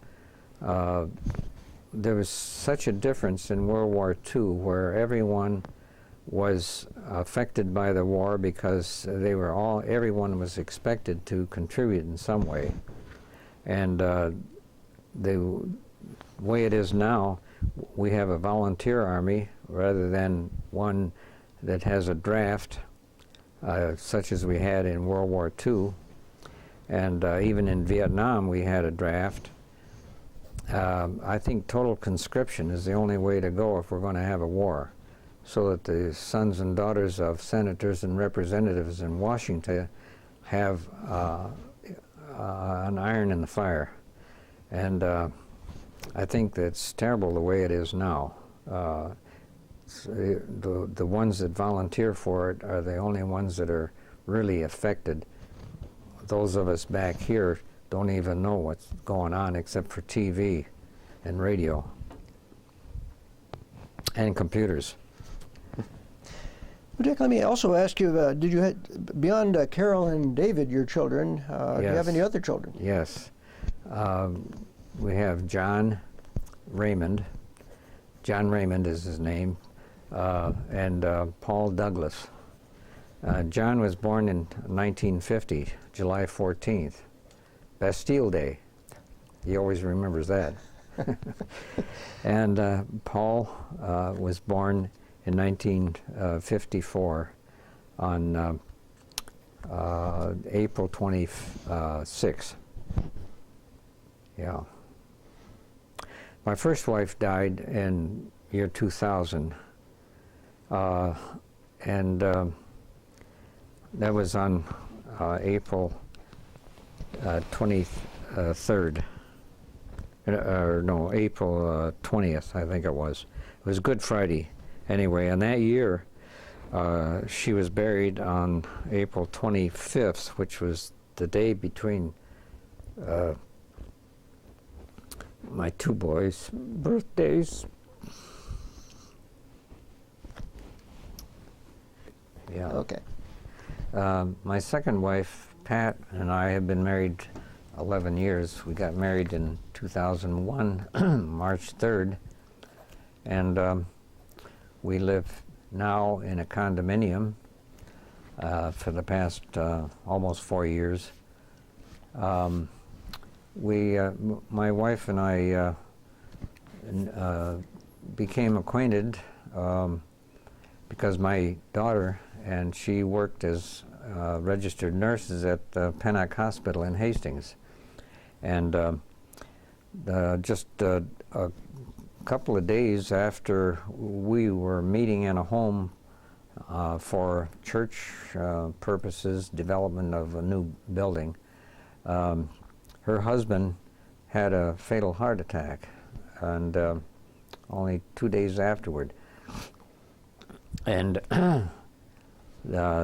we became acquainted at that meeting, but then met at church, and also I stopped at her home on Tuesdays when I went to Rotary to see how she was doing, and gave her a booklet to help in her grieving process, which was helpful for me.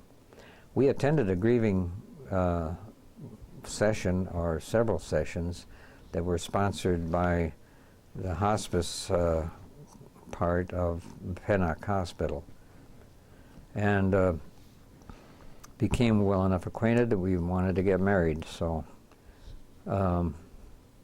we've been happy ever since. Well, Jack, I certainly want to thank you for granting us the interview today under the Veterans History Project. Jack Spencer was a pilot during World War II with the U.S. Army Air Corps in Europe, in Germany, and over Germany, I should say, based in Italy. Again, Jack, I certainly want to thank you, number one, for your service to the United States, to your country, to our country, and also, again, for granting us to allow us to interview you about your service in the military. I, as the interviewer and videographer, am Wallace Erickson, and I'm a volunteer with the History Department at Grand Valley State University in Allendale, Michigan, which is a partner with the Library of Congress, Washington, D.C., which is the original organizer of the Veterans History Project. Again, this interview is being conducted March 23, 2012, at Jack Spencer's home in Middleville, Michigan. Can I add an appendix? You certainly can, Jack. We didn't talk about, while I was in service in combat, I got a promotion to first lieutenant. And then in the reserves, I was in the reserves until 1955. I got a promotion to captain during that time. So when I completed that service in 1955, I had been promoted to captain. So your highest rank attained was captain, even though the most of the time was second and first lieutenant. Okay. Again, thank you very much, Jack. You're welcome.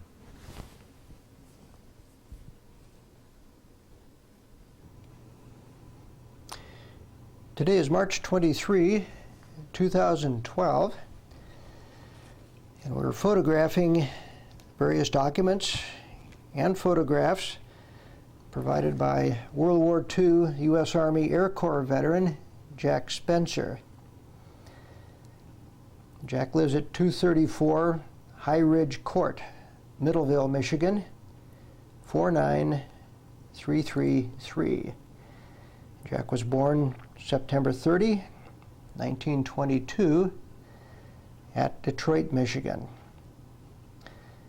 And my name as videographer is Wallace Erickson, and I'm a volunteer with the History Department at Grand Valley State University, Allendale, Michigan.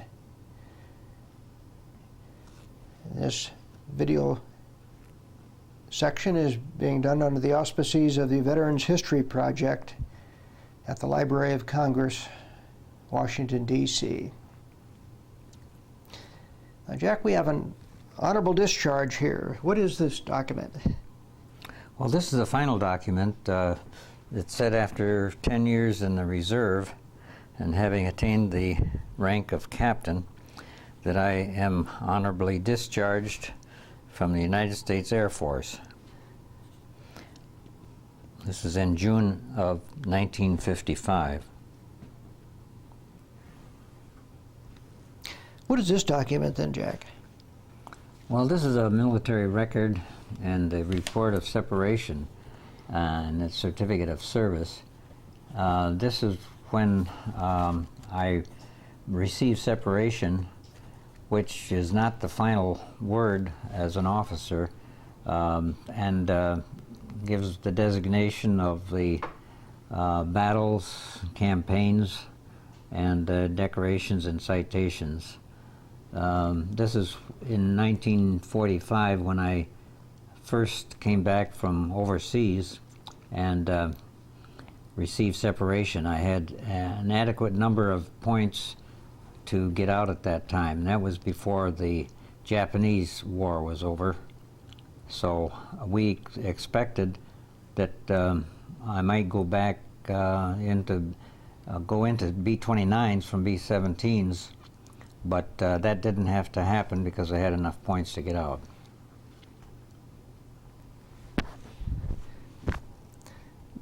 What is this list then, list of personnel, Jack?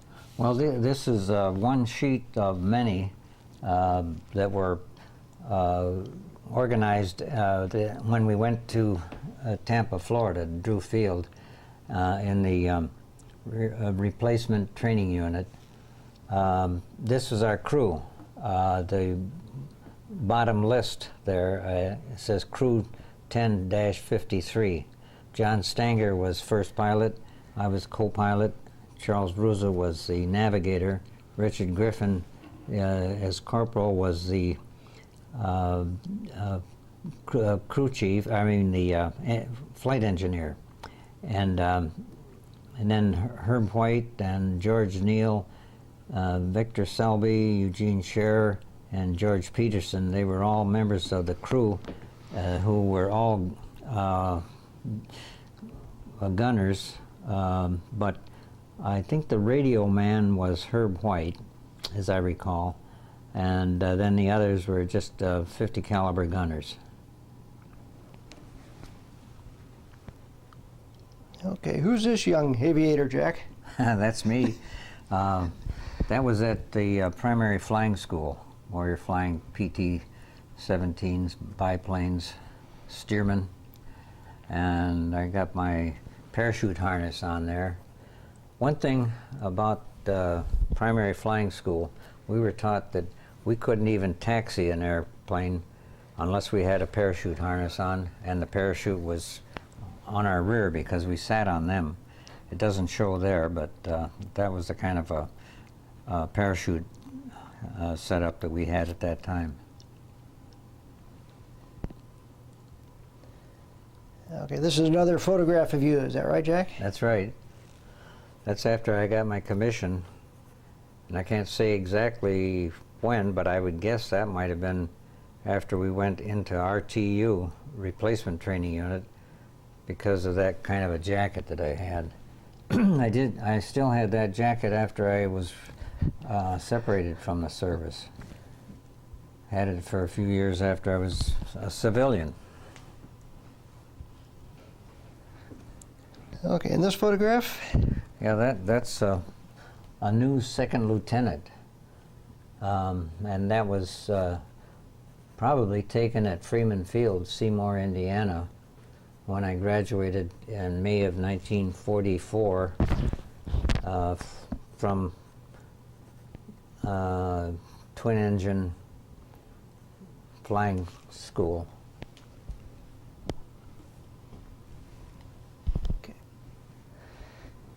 Where are these photographs, Jack? Who's in this photograph then? The top one is me in my fatigues, and that was at the College Training Detachment at Williamsport, Pennsylvania, which was Dickinson Junior College, and it was converted into Air Corps training place. The bottom photograph is I guess you'd call it the football field in civilian times, but it was our parade field. It's where we learned some close order drill and parading and that sort of thing.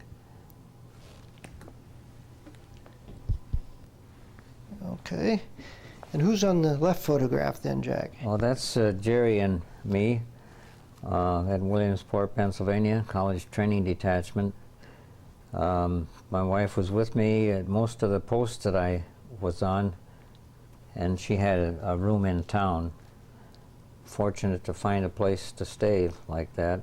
But there were many cadets that had wives that were able to have rooms in town. And the town of Williamsport was a town of about 50,000, a nice little town. Okay, this is your mother, is that right, Jack, on the right? My mother came to visit, and I think she stayed at the hotel in town. And behind us there is what we'll call barracks, but it was for students when the college was in operation. But it was totally occupied by Air Force people at the time I was there. What's your mother's first name? Her first name is Lulu, L-U-L-U. Last name, maiden name was Collier. Who's in the top photograph? That's me walking up, I think, toward the offices, which were part of the barracks, coming into the main lobby. That was at College Training Detachment at Dickinson Junior College, Williamsport, Pennsylvania. On the lower picture, that was taken by my wife, I believe, when we were leaving to go to Nashville, Tennessee for classification. And the guy that's peering out there smiling also is Pop Hewitt. We called him Pop because he was about 28 years old. Of course, I was 20 years old, at that 20 or 21 at that time.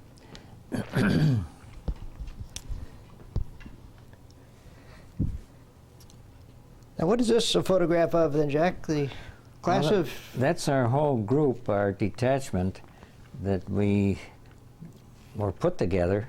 I can't say that we came there together. I can't really say, and I don't know if we all went down to classification at Nashville, Tennessee or not. I remember Captain Wheeler here was a very stern guy, but fair, and He's on the far left, is that right? Yeah, far left, yeah. And he's a very nice person. Kind of strict, though. Some of the kids wanted, because of all the activity that we were going through, they wanted more sugar, I guess, and required it. They used to empty the candy machines too much, and I remember him. He stopped even supplying the candy machines for a while because we were eating too much candy. Me there. And this is Bruce Spengler, that guy I told you about from Chicago. And they're probably the same ones up there. And these are all from pre-flight training at Maxwell Field. Yeah, I think they were all of us that were in one room. 8 of us. And that's me on the left on the lower picture. And the upper one, I'm not sure where I'm standing there.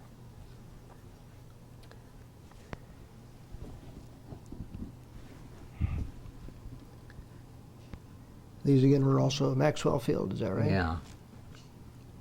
I think that's the same group. All my roommates at Maxwell Field.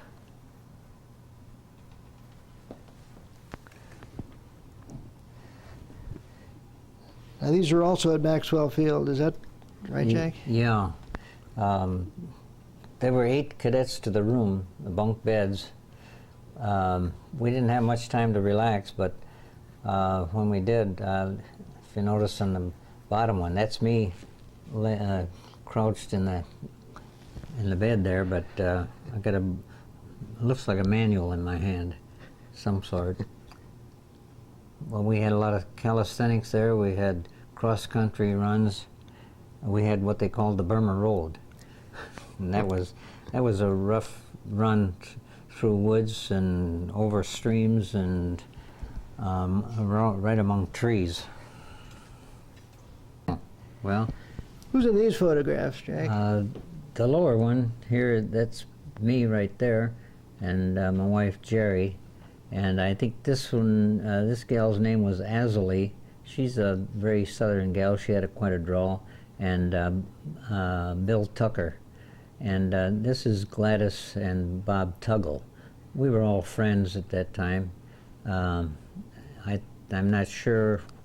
These were Southerners, and I think these folks were from Chicago. The upper picture here is the tours that I mentioned that we had to walk. If we had too many infractions, we called them gigs, and we had to do that on time off when we were supposed to be able to go into town.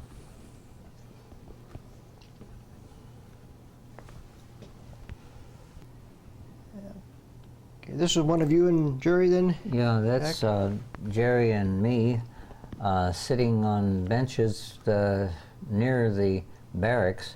If you notice on the barracks that they were permanently structured buildings that I believe on outside had stucco.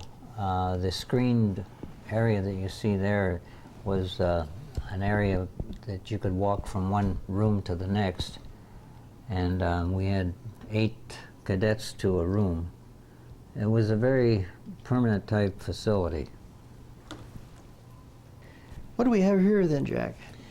Well, the lower picture shows the country club-like atmosphere at Lodwick Aviation Military Academy.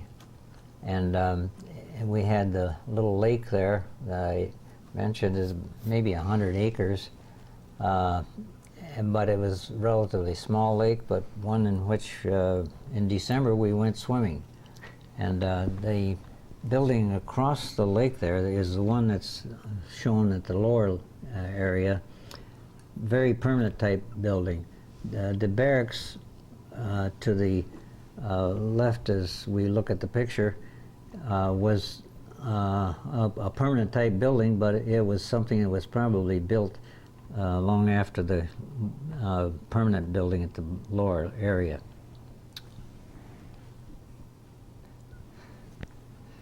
What do we have in the lower photograph here, Jack? What kind of aircraft are these? Yeah, that's the PT-17 biplane, 220 horsepower Continental radial engine, open cockpit, two-place open cockpit.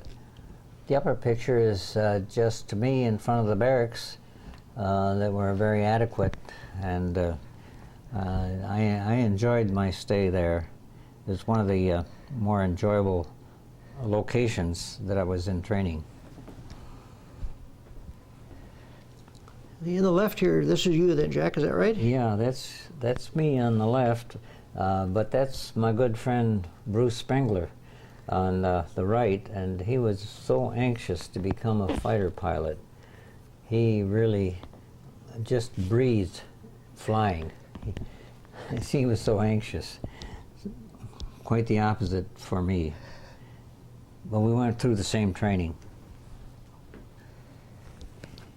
And these photographs are both of you, is that right, Jack? That's right. The one on the right shows the lake in the background and also the permanent facilities that we were housed in. The one on the left was at Avon Park. I think it was in the village, but I'm not sure.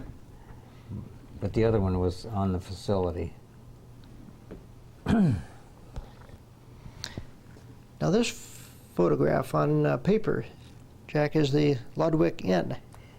Yeah, I think that this must have been a civilian facility transferred into a Air Force facility because Lodwick may have been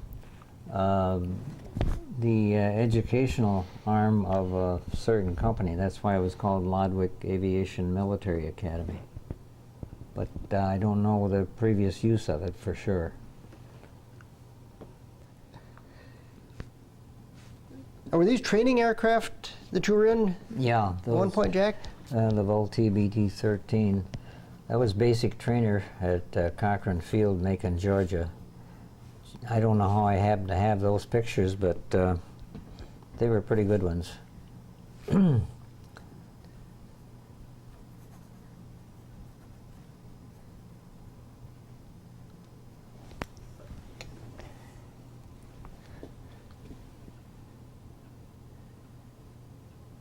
As again, as both of these are photographs of you, then. Yeah, I don't know who the Again, photographer was. I don't know how it happened. Maybe it was my wife. We were out on the field anyway. But again, those are the BT-13A basic trainer, Cochran Field, Macon, Georgia, 1944.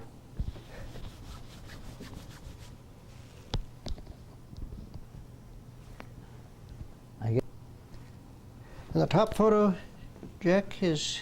Yeah, that's my wife and me as a cadet, and she was there in Macon, Georgia with me, and we were just visiting the courthouse. I can't say why, just looking around, I guess. The other photo is one of Jerry and another cadet's wife. I can't remember the name, but they were under that statue. I'm not sure if that's Jefferson Davis or not. Can you read that? I can't. It's kind of in the shadow. Yeah. This document again, Jack, is... Yeah, it says honorable discharge for Jack Spencer, aviation cadet. The number there was my enlisted number, and honorable discharge just before I accepted the commission as second lieutenant, because that was on 22nd of May of '44, and I believe that I got my commission on the 23rd.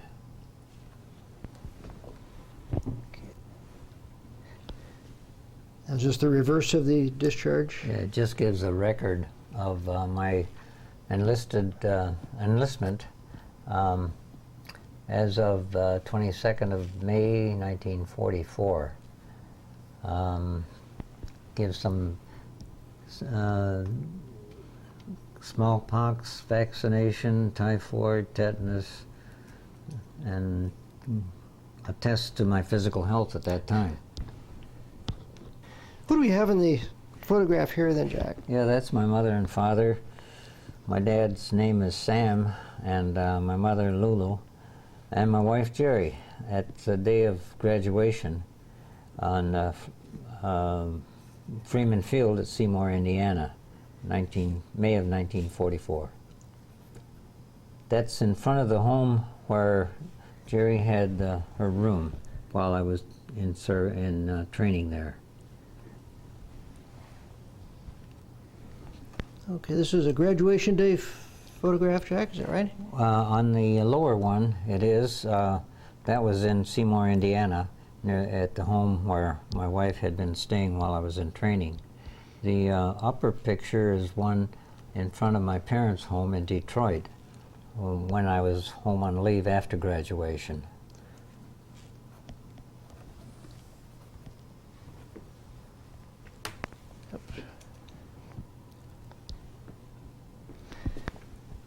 Where were these taken then, Jack? Well, these were taken at Drew Field. That's the replacement training unit. In the upper picture, I'm on the left. In the middle is Chuck Ruza, and on the right, John Stanger, who was our first pilot. And we were all second lieutenants at that time. The lower picture is a picture of our crew members, our enlisted crew, and it's hard for me to pick out the names there, but in the middle is our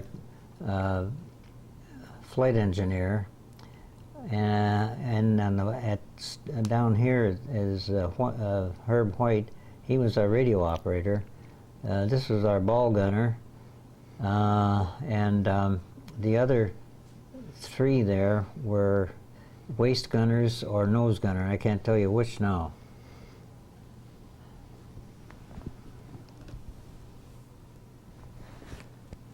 Okay, and the upper photograph then, Jack, is a crew? Yeah, that's our crew that was put together for us at the replacement training unit at Drew Field, Tampa.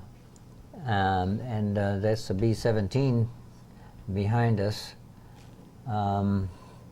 The one down below is of me at near one of the barracks there at Drew Field.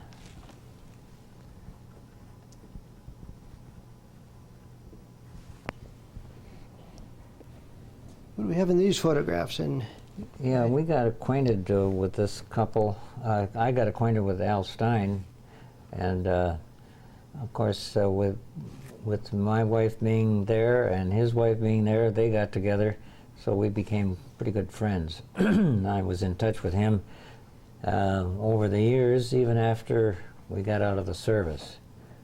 So I'm on the far left, and Jerry's next to me, and then Barb and Al.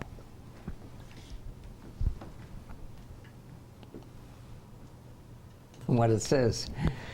This is a photo of the Azores airport, is that right? Yeah, that's where we landed first when we got on Europe, near the European continent, and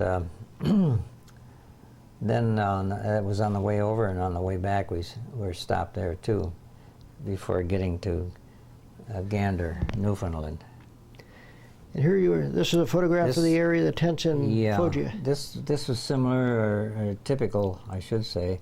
In the background, you can see our mess building and the mess hall. And that was the tent area where we had tents. It only shows one tent there, but we had rows and rows of tents. And that was the briefing hut in the background there. And then this was a B-17 in that flight. was, going to or coming from a mission. Coffee and donuts were a welcome sight when we came down from a mission, especially if you didn't have any sandwiches on the mission to eat while you're returning.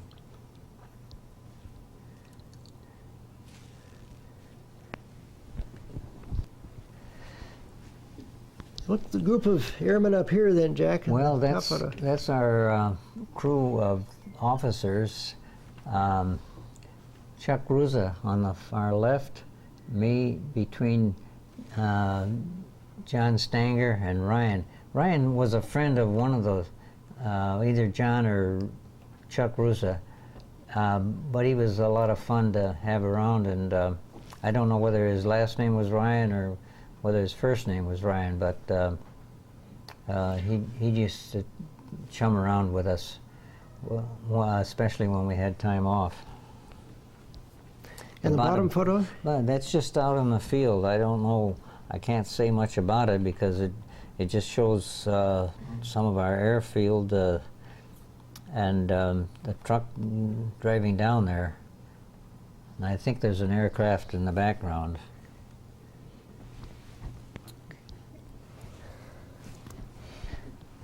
This photograph on the left then, Jack, is... Yeah, this is where we had occasion a few times to go over to the Adriatic Ocean, which was at Bari in Italy. I think it was about maybe 50 miles or 40 or 50 miles from Foggia. That's Johnny to the left of me, John Stanger, and we used to have a good time together. He was our first pilot, I was co-pilot. The other picture is a crewman from another crew, but I can't remember his name, but I happened to take a picture of him. He's stooped down there by the ball turret of the B-17. He has his hand on the barrel of the 50 caliber gun, one of the barrels.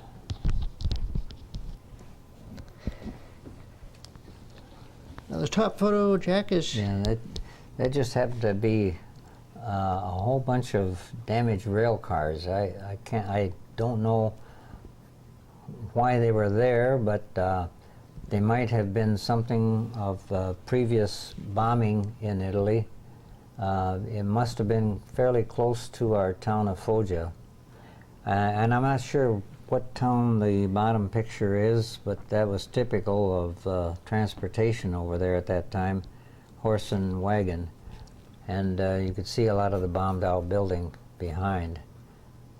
Italian City, 1945. Okay. Here's some battle damage. Yeah, the ravages of war. The bombed out city, I'm not sure what city now. The lower picture shows directions for various Air Force facilities. It must have been a central intersection. And again, I can't say what town it was. I didn't mark things very well.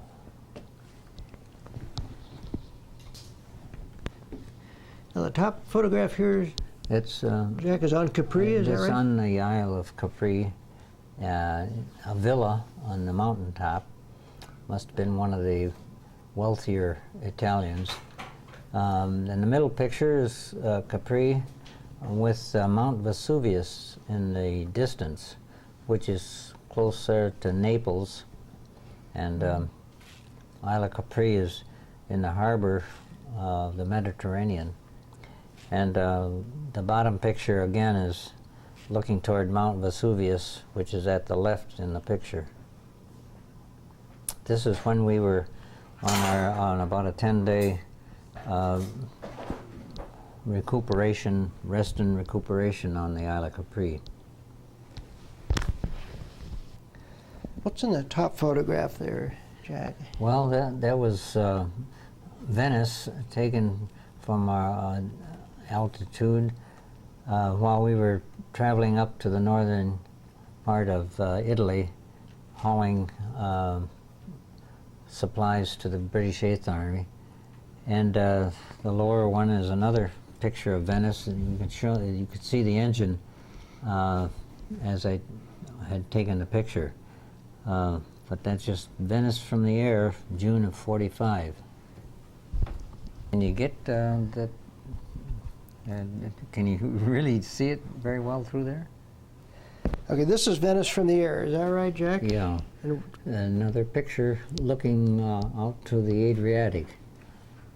And the bottom one, I can't tell you what town it was, but I thought it was a kind of a picturesque church, so I took a picture of it. Small town, northern Italy.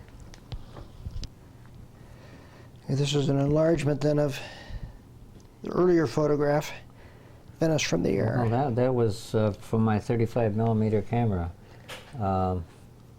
showing one of the canals.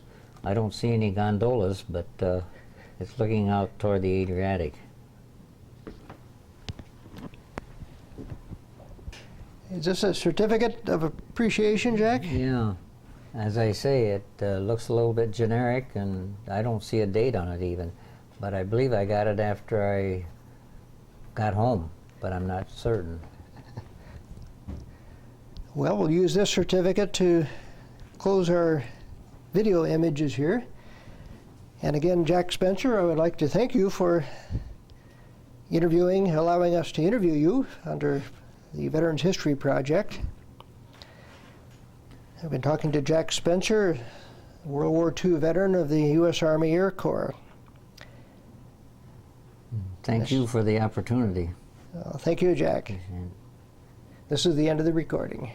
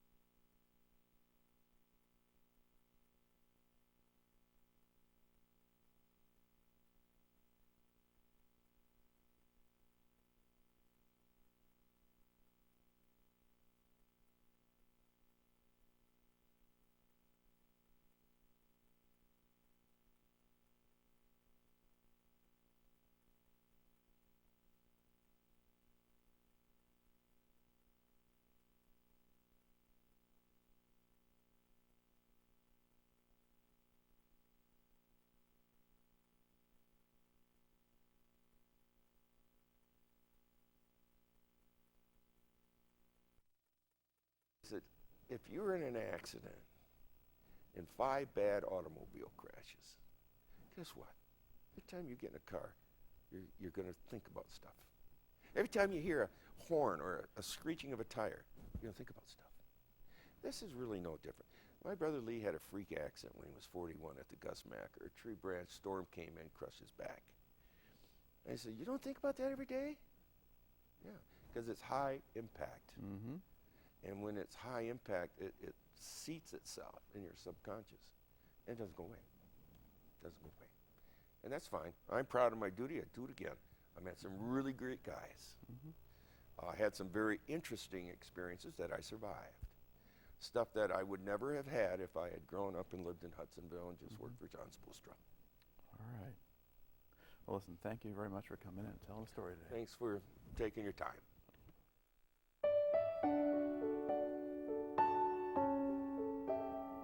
I never seen such desolation. I think we drove for a mile.